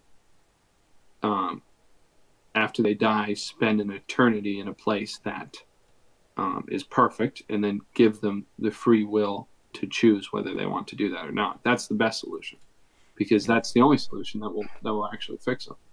Because But any right, other but solution, the evil is still committed, right? not after death. The truth is that God does solve evil. He just doesn't do it right this second. It's always punished in the end. I mean, there's no pedophile that lives a happy life. They all Certainly are not. tortured on the inside. So Yeah. when you think about it, they definitely are receiving a punishment. But and if you come to accept Christ, which is why God without Christ doesn't make much sense, because it wouldn't provide a solution for evil. The solution for evil is the character of Christ in the story. So, ironically, from many from biblical texts, we've been given the impression that really all we have to manage to do is accept Christ into our life before we die. So, like on our deathbed, we can accept Christ, and everything will be it's forgiven, true. and then so we can be as evil as we want, as long as we just accept Christ at the last minute, and then we're good to Yeah, go. the only problem Well, with that is if Christ is who he says he is, being God, then anybody who you know accepted him, they would have to do it at such a genuine level, because God knows what they think and how they actually are. So they would have to do it at such a genuine that it'd be hard to believe that they would have that kind of flippancy about it. It's not like you could just say the words and go to heaven. No, you have to believe it. Right, I understand that. I'm just saying, this is as I was growing up, this is the impression I got. I mean, just like like I said, I watched two evil people go to church every Saturday and confess their well, sins yeah, for but the week, and it was all washed we're away getting clean. back. And We're getting back to religion though, Well, instead I'm of. just, but this was their that's the belief. thing, That's what they Right. believed was happening. This is what they were told to believe, and so they believed it. And Religion wouldn't a spawns belief. wouldn't a fitting punishment for somebody like that to believe it would be to believe that they were fine, and then in the end find out that no, what they did actually sent them to hell, and all of the ritual they did nothing to clean them up. Because I mean, it's kind that's of what a. Jesus came and said. Because he did. That's kind of like a romanticized version of justice, but it doesn't stop further acts of evil from happening in the No, but meantime. it does educate people like me and you to go stop it, which would be the other value. See, if Mhm. evil didn't exist, then we would never learn.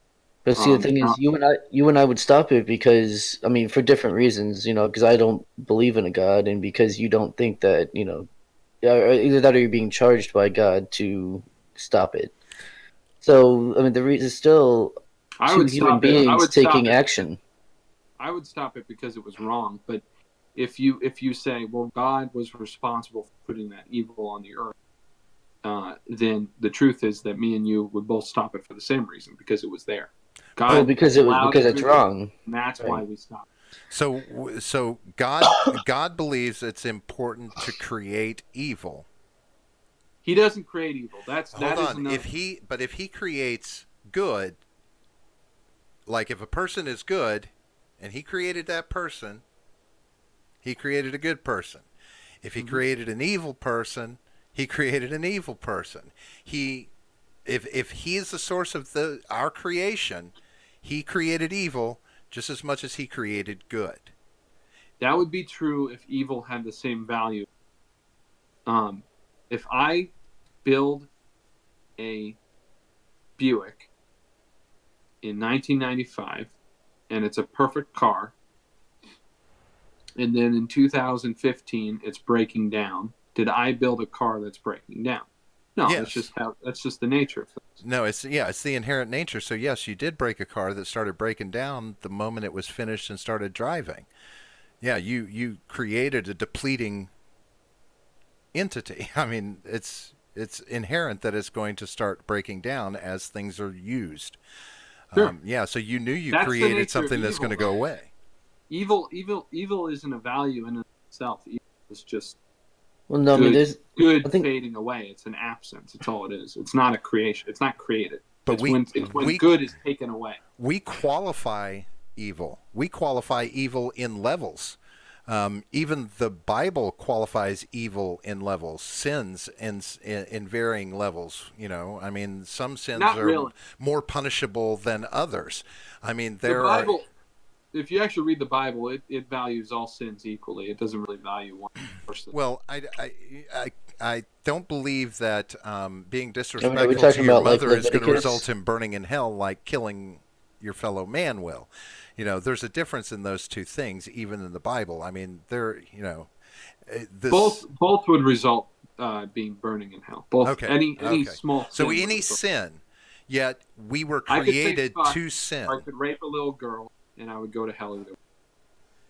So, do we have natural instinct as humans? Do we have natural instinct in general? Right. Do we have natural instincts for survival, for instance? We have a natural instinct to survive, correct? So if you were put on a desert island, you would have an instinct to find food, water, shelter, these things, right? These are instinctual things that we would do. We don't have a natural instinct to avoid death. We have a natural instinct to avoid pain. We have a natural instinct to stay alive. If you're hungry, you go get food. That's to avoid the pain, not to avoid death. Okay. And you find that out. I found that out slaughtering a chicken, because even animals. Now, your intelligence can grant you the desire to avoid death, but you will always your natural instinct will be to avoid pain. And if the easiest way to avoid pain is to die, then you die. And that's why a number of animals just lay down and die. If you catch a mouse in a trap, it will have a heart attack and die. Sure, and people do that all the time too. That's why we say put someone out of their misery, because there's nothing you can do, and they say they would rather die. This is why we have discussions about assisted suicide, this, that, so and the where other. were we going with it? I didn't So fail. but my point is, you have a natural instinct to eat food. You have a natural, your body involuntarily draws in air to breathe. Mm-hmm. It will, if you go unconscious, it's going to continue breathing. So these are natural, instinctive things that your body does. We as animals do. So even excess, these are things that free will factor in. So we will, if cavemen was sitting, they'd just eat everything they had, and then they'd have to go find more. That's what we do as humans. We use up all our resources. We go into excess, and we're just doing this, and we're teaching ourselves, but a lot of it is natural instinct. We're playing on these natural instincts for survival to get to this end. We are designed to fail.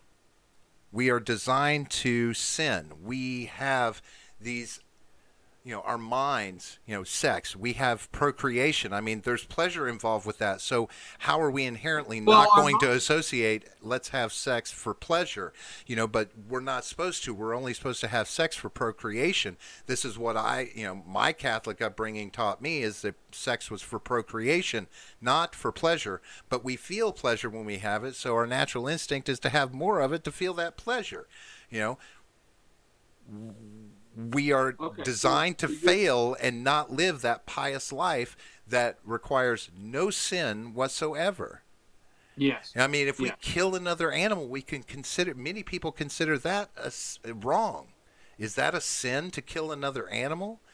We're an animal, it's an animal. In Christianity, it wouldn't be, no. Sure, in Christianity, it wouldn't be, right. It wouldn't be evil by any objective. I mean, it is. Christianity says that before sin entered the world, they didn't kill animals. They ate only vegetables, seeds and fruit, actually. So they wouldn't even eat the full vegetable and kill it.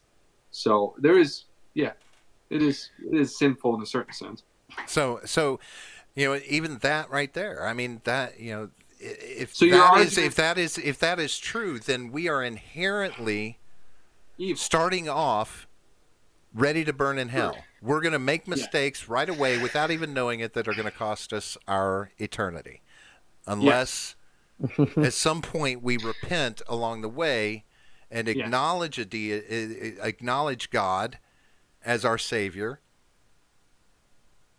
That makes no sense to me. Why play these games with us? How is that not malevolent? It made plenty of sense to you until the Savior came in, and then it stopped making sense to you. So you've got about half of it down, which is great. I mean, that's more than most Christians. So, why would God do that? Well, if life was it's going to sound really cheesy, but it's true that if life was just, perfect from the beginning, Mhm. there would be almost no value in it. Right, I've heard that argument before. Right, So it's hang the on. And that's true. I challenges. mean, it is true that, well, you got to understand this. I said before that the most intangible, the most important things in the world are tangible, and they came from someplace. Well, they came from God. So you can see in your mind that not only do you have a personality, and so it's logical to assume that God has a personality because he designed yours, then you also have things such as, a thirst for adventure and excitement. Man is not satisfied walking around in a garden, for all of his days, never growing old. I sometimes people think they would be happy with that, but Hold No. I on. don't know. I mean, If I'm not mistaken, though, according to the Bible, man was happy with it, woman wasn't. I mean, it is kind of a sexist text when you get right down to the brass tacks of it, but, it was her oh yeah, fault. He it was doing says fine, and that, then she tempted him. yeah. Well, a lot of people argue. Yeah, no, it definitely acknowledges that not only are men and women different, it implies that men are better. But there are definitely a lot of people who argue that at least Eve went and did it.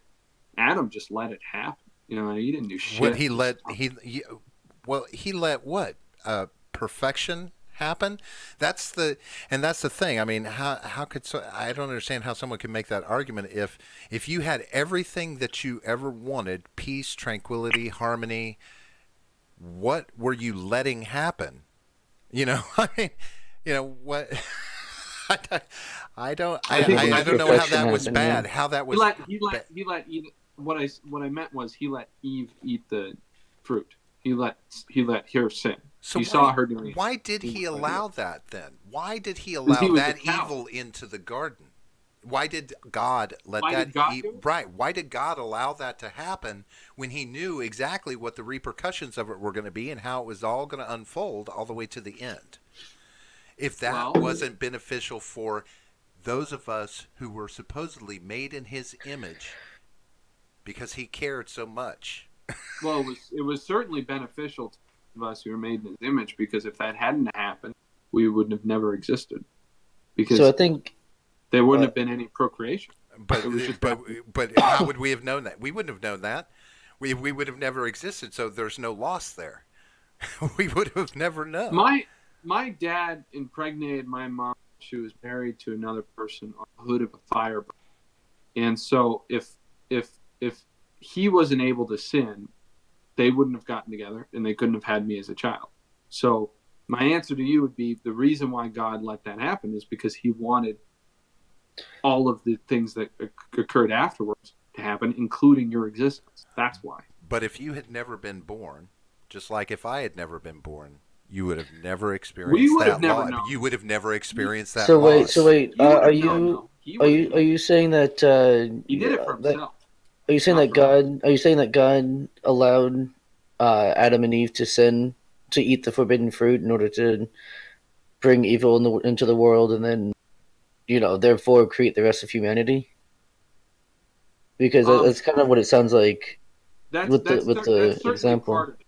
Yeah, that's certainly part of it, because the story would have been a lot more boring without it.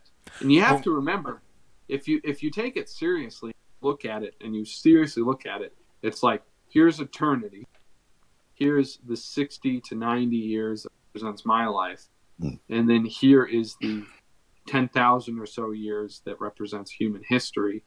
Then or 10 to 20,000 that represents human history. Hmm. Then the eternity has a lot more weight. So 10 to 20,000 years of death or rape, all these things might be worth it. Right. So wait. So God Nine, wanted you know, God nine. wanted this to happen, though. He allowed Adam and Eve to to sin and bring Yes, he about wanted it to the happen. rest. He knew He about it, wanted it to happen, but then and he wanted it to happen. he punished them by having Adam was saying, "You and your descendants will work in the fields to the what is it, until you're too old or something like that. You work hard, and then punished Eve and her descendants by causing painful childbirth. Yeah. So you see what I'm saying about kind of malevolence here, where he wanted Oh, it's them to sin and then punish them for doing what he wanted. It's kind of a it's not malevolent. Now they did what he it's not so much that they did what he wanted to do, what he wanted them to do, because he took himself out of it at that point and let them do whatever they were going to do. But it was a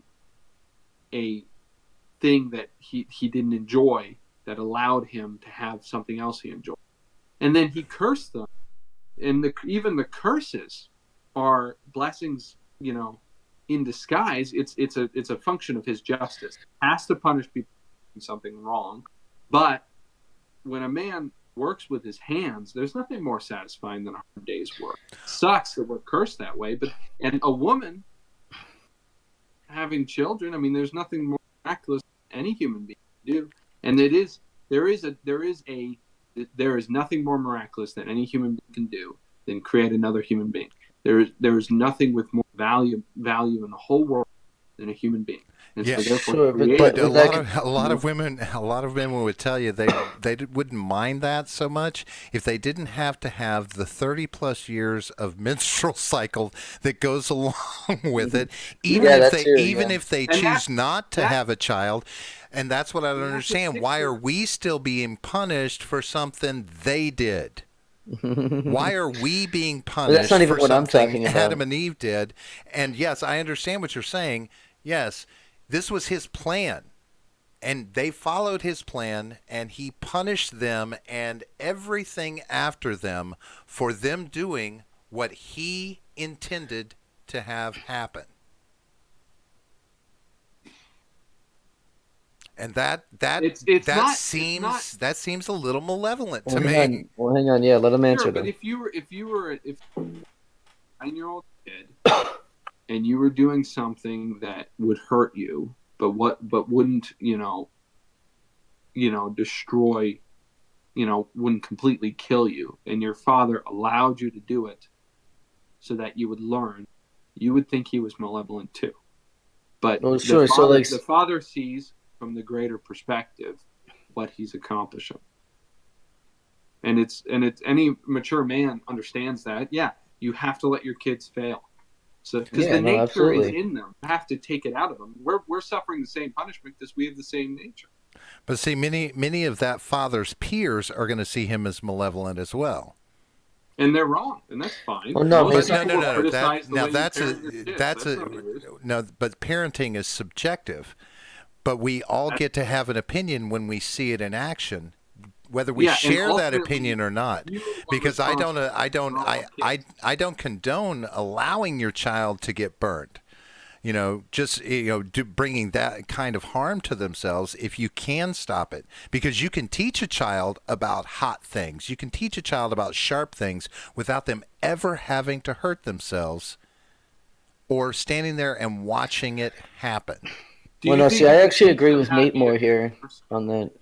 What, sorry? I was saying I actually agree with you more on that. You can tell the kid that the stove is hot, but if they're gonna touch it, they're gonna touch it, and that's fine. But I think what's more, and they're gonna burn themselves and say, you won't be able to teach them how to be a good person without allowing them. Right. But the difference would be if the father then made the kid put their hand on the stove over and over again.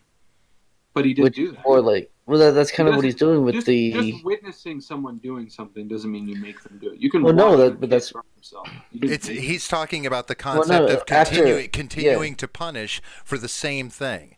Continuing to punish the child for having done it the first time. Okay, well, you learn that it's hot, but I'm going to keep reminding you by doing the same thing over and over and over again. That's how we do that to Adam. That's what God does with. That's what God did with Adam and Eve. He cursed mankind with punishments that we would carry on, so that we always remember what we could have had. It's that not. he It's not didn't so want that we us to no. have in the And first that's place. not why. No, no, no. Let him answer though. It's not. It's not that so that we can always remember what we could have had, because he doesn't look backwards. The reason why we all fall under the same punishment is because every boy growing up is, in a lot of ways, inherently a coward, and so they have to learn the same lesson that Adam did, not because of just an arbitrary reason, because they need that lesson just as much as Adam does. And if they didn't, then it's cruel the way it's worded in that passage.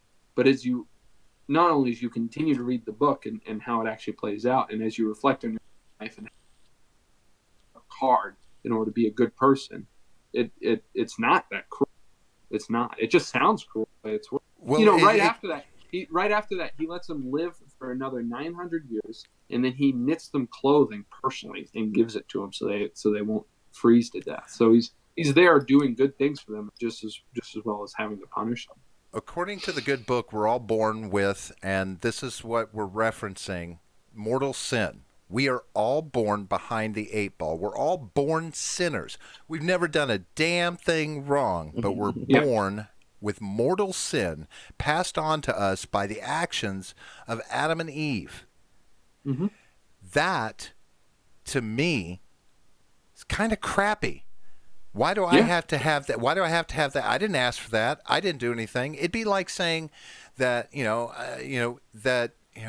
just it would be like me agreeing that we should be pulling things up from people's past 30 years ago that are relatively bullshit, that don't affect who they are now, because we all know people change throughout their life, and what they were at Yeah, one but point is not necessarily representative. But I have to be born with a punishment for something that I had no control over, and I have to start trying to live a pious life just to balance out that mortal sin I'm born with.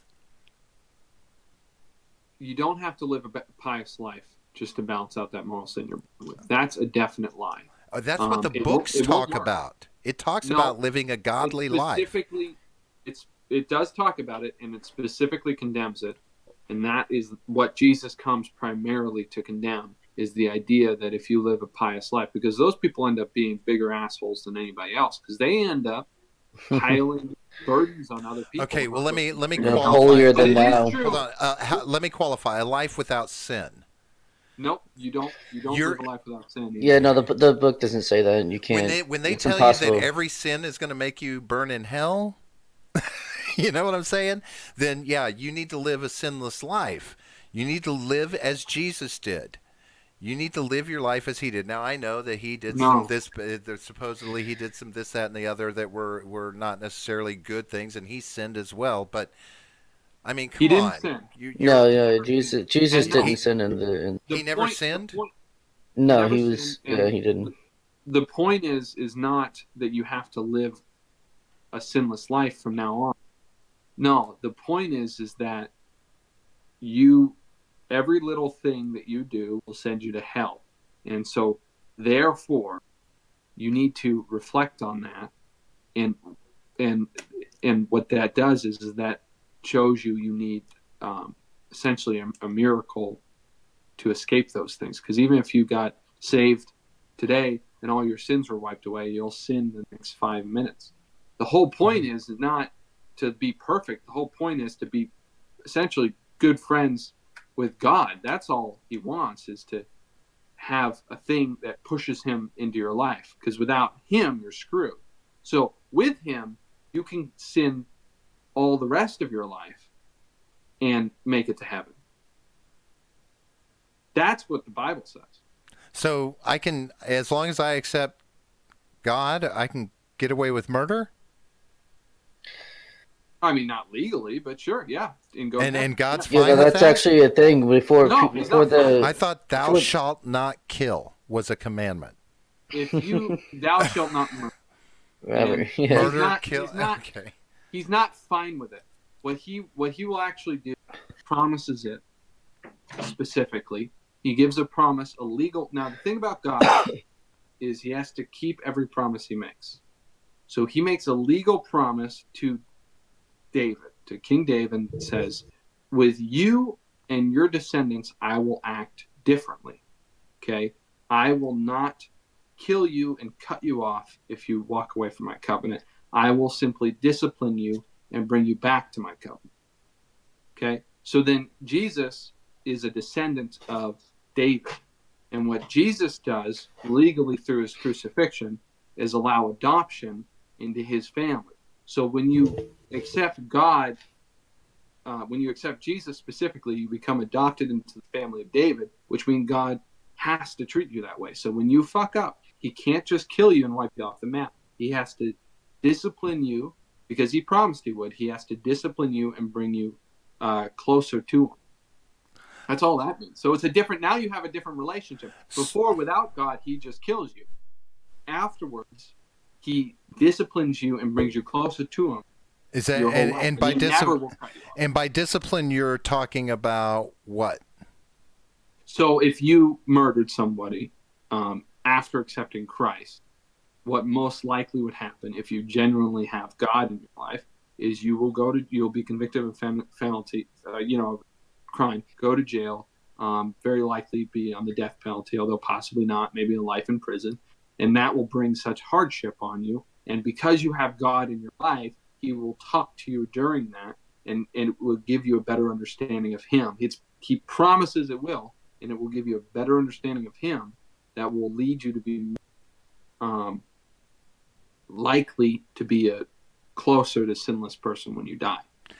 See, I always thought it was interesting that there was a clause built into the Bible that basically gives the right of judgment and punishment to man, bequeaths it to man, basically our court system, as it were, which seemed like a convenient way for those writing the text to say, God is the ultimate punisher, but he did say that while you're down here, we can take care of it. We can do this. And they found a way to make sure that they had punishment capability in their hands. And of course, we can see throughout history that that's taken on various forms. But how does this explain how do you explain people who kill in the name of God? Those people are a very specific group of people. Okay, but still, they believe in God and they've made their covenant with him. The people who kill the people who in the name of God, actually, the people who do evil in the name of God will go to hell based off of a specific commandment. The commandment, one of the 10 commandments, would said, "Thou shalt not bear my name in vain. Thou shalt not carry my name in vain. Thou shalt not take my name in vain. I will not hold guiltless those people." What that means is that if you are that type of person who does evil and says you're doing it because you're a Christian, you will not be forgiven for that. Legally, the ability to be forgiven is withheld from those people. So all these pastors that do that's why carrying the name of God is so dangerous, especially if you want to teach his word, because you're held to a higher level of responsibility. So these Catholic people that are raping kids, they're going to hell for sure. You know what I mean? And the suicide bombers, I mean, the people who do evil in the name of God are much worse than atheists. And just so you know, Christians sin more than atheists because Christians know they're doing it. They have a whole book that explains to them what not to do, and they continue to do it. So as soon as you get saved, the immediate effect is you sin more, not less.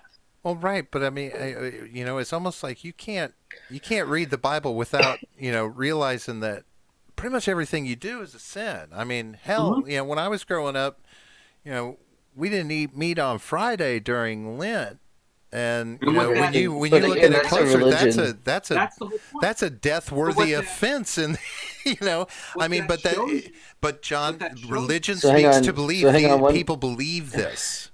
I know. Hang on 1 second, though. We have been going for just over 2 hours now, so we should just do like one more, question. Have a back and forth real quick, and then I wrap I it up, I think. 100% I 100% agree with you. Yes, the Bible says you cannot do anything without sinning, and the whole point is what Christ came and said essentially was you're you're screwed. And so the point that you realize is that trying to sin, trying not to sin is pointless, and what you actually just need to do is become friends with God any way you can. And it becomes a lot less about being a perfect person and a lot more about things such as the pursuit of truth, because the word truth from Greek is logos, which in the Bible it says logos is God. So if you just pursue truth, it doesn't matter how much you sin. I mean, it does matter; it will affect you, but the whole point of the you can drink and cuss and sleep with women promiscuously Hey, and sounds still good. be and still be a hero and be a good man and go to heaven when you die, or you could stay in your little bubble in your safe little room and never do anything wrong and never actually do anything for anyone else either and go straight to hell and miss out on a lot of fun. Yeah, I The just point is not the sinning. The point is actually knowing God. Because if you know God, the things you start to do are much more about, things like adventure, reaching out to other people. Even in, you ever read the book Ulysses by James Joyce? Uh, Not sure. the I don't think so. original Ulysses. Are you familiar with it at all? Yeah, yeah. I know You know what I'm more or talking less. about. I started reading it like quite a few years back and then never finished Really it. tough. But it's okay. So it's about this guy named Harold. It's set in Dublin. Basically, what it is it's one day and it's his thoughts in his head. And what he does is, and it's a really difficult book to read because it's just crazy, and it's all of his thoughts. So he's there taking a shit. At one point he masturbates in a park, looking at a young woman. He has all these crazy sexual fantasies. So basically, he's just berated by all these things going out throughout all of his normal day, and he's just terribly subsumed in thought essentially. And what happens in the book, it's very simple. So he lives his day, and then there's a younger man who is kind of like going through struggles or whatever, and he gets drunk in the middle of the city. The main character, Harold Bloom, comes and brings him into his home and says, "Hey, rest up," and then he's even thinking like, "Oh, this will make me a better person. I'll be friends with him for life." And at the end of the story, meanwhile his wife's cheating on everything else. And at the end of the story, the kid just leaves, and there's no, they don't become friends. He doesn't become a father figure. It's just that one moment, and that's a really, dramatic picture of what like true living life is, and what Christianity is about is what Christ said. He said, "I came so that they will have life, and they will have it more abundantly." That's what it's about. It's not about being less sinful. It's about having life and having it more abundantly. And, that's what your life becomes about. You stop worrying so much about being a perfect person, or although that's good, whatever, you just don't pursue it. And you just worry about like not only reaching out to other people and doing those things, but just doing the things that really put substance into your life. And that's something I found, at least with myself, was just that's what I always valued. Was not, I'll do cocaine, you know what I mean? I'll do acid, I'll do whatever. The point is to pursue truth. I don't care about even law. I just care about really figuring out what this whole son of a bitch is all about. And I'm not condoning doing those things. I'm just saying I Right. would be willing to do those things to figure this out. And if you do that, I just think it will eventually lead you to the realization that when you die, you're going to be now eternal. So any little flaw of your life will stick with you for the rest you go. So you have to deal with that. You deal with that through the legal process of becoming adopted by Christ as a brother. And then once you do that, You've got the rest of your life to live, and the way you think now, because you've got eternity taken care of, is amazing. Because now it's a great big adventure. It's a whole bunch of fun. You can just do whatever you want, and you can help other people. You're not interested in. Everyone says, well, then you just go and sin more. No, you're more interested in. You will naturally become more interested in other people. Well, I have to say, and I'll make this my final thought on this. It's you mentioned the pursuit of truth, and I've always been a person that truth needs proof, and unfortunately for me, in every take on God and the greatness of God, miracles, Jesus, the whole nine yards. All of it has to be taken on faith, and everything that could be perceived as the hand of God becomes subjective. I mean, it is inherently subjective, based on the witnesses of said event. This is and again I lean to this idea that men are fallible, and we have corruption that's been around for as long as man has been around, and the idea of control is easier when we put something intangible in front of people than it is when they have a tangible building full of tangible people that they can go and attack, that they can go and give their disgruntlement to and expect change. We can't expect that from an intangible entity, an intangible source of our well-being. And for that omnipotent being to take a hands-off approach to the atrocities that we as his children commit on a daily basis, to strengthen us and help us get to the point where we need to be. All of it requires that we go on truth with no proof that's tangible.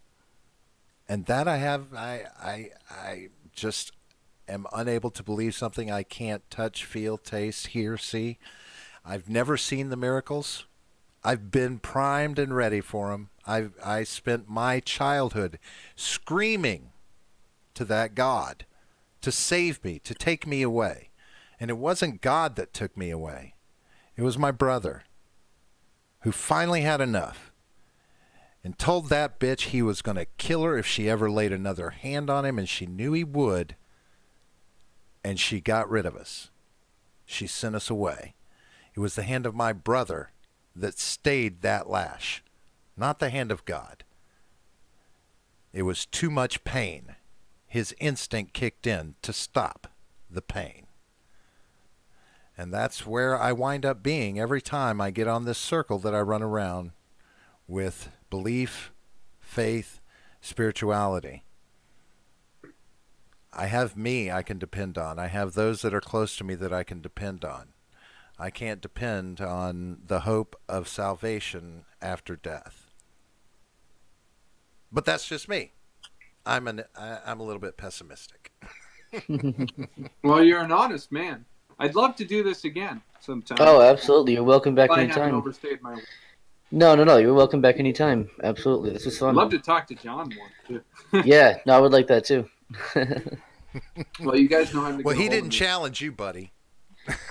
Yeah, it's true. Yeah, I didn't know. It's easier for me when I'm just talking to one person and get my hands around what's going on. Right. If I'm talking to somebody else, they're always coming from a direction. It's like, okay. Right. And I mean, I didn't want to make you feel like you're being dogpiled or anything like that. So I kind of kept my. No, I would win. I didn't want to debate them. I didn't want to fight them. Right. You know what I mean? Yeah. All right, folks, we appreciate everybody. Sorry we didn't spend a lot of time jumping into the chat and calling things out, and I am definitely going to go back and read it. But it was much more fun listening and talking and focusing on this conversation. Nate, I fully endorse everything you believe from the standpoint that, if that is what helps you in your life, then by God, let it work for you. Let it be your thing. Mhm. I'm for anybody who has a firm belief in something that it pushes their life forward, and I appreciate you coming on here and taking the time to have this conversation, to have an open dialogue about it. I hope we've proven that we can have a conversation about this. People can have conversations about this without resorting to a jihad or or Or or even just Well, the getting. jihad comes later. well, right. But we don't need to We'll have still some pick a great. We side. don't need to have a great. We don't need to have a great inquisition or anything like that kind of thing. We can have a conversation, and we can both walk away with our own separate individual takes on this, and live a good life. So again, thank you for coming on here. Thank you for putting up with us and letting us pick your brain. And folks, Absolutely. be sure to check out Nathaniel's channel. It's down there in the description. We made sure and put it there because we want him to have big props and take the time to go and listen to him and hear what he has to say. He may make a believer out of you as well. So yes, go ahead, Nate. You were going to say Oh, something. I just wanted to say to the chat because I didn't have time to read it either, but I know at least two of those guys are good friends of mine, and they're just blowing it up. And I know particularly Yeah. one of them has a lot to say, and I can't. He's so much me. I can't hardly deal with everything he says, so I mostly ignore him. So sorry about that, Riff Bear. And come back. These guys are great to watch. They don't do Oh, thank great you. gun debates. They don't defend our right to shoot people like they should. But they actually debate very well. They're just wrong. Whoa, All right. whoa! Now, again, I agree with you on guns more than I do with Robert. So. Oh Yeah, yeah. man. Oh I yeah, think yeah, I yeah. think we should be able to have nuclear weapons and cannons. You Oh, know what I mean? okay. Cannons, yes. Oh, you can actually have cannons. Anything made before 1898, I believe. I You think can anything made after 1898 too. I want to get a howitzer. John, a howitzer would be well. There's howitzer in the 1812s, and John just wants an you know automatic dildo rifle. Don't let him tell you that's true. anything different. That's true But too. his semi-automatic just isn't cutting it anymore. Yeah, that's I'm gonna right. try to get a fully automatic rifle. I think it's hard to do, but this part of the country is one of the places you can do it. So, Yeah. All right, folks, we're Right going on, to man. wrap this up. So if you like what you were hearing, if you enjoyed the conversation, make sure and hit that like button. Hit the subscribe if you haven't before. Reach out to folks and let them know that you saw us here. We were having this conversation. yeah, quit being selfish. Hit the like. That's right. Make sure and look for us here at 8:30 on Friday nights. That's Eastern's Standard Time. Is it Eastern, EST now or is it DT, just EDT? whatever. Some Uh, bunch of goddamn. I don't like The only saying real, I the don't like only saying real time EDT. zone. It sounds like I'm promoting chemical The bug tool of the chemicals. army. That's right. So join us here on Fridays, and we'll be back again next Monday with another rousing episode of Shooting the Shit. Until then, folks, thank you very much for joining us. John, you have a great night. Nate, thank you once again, and you have yourself a great night. We will see you guys later. Yep. See you guys.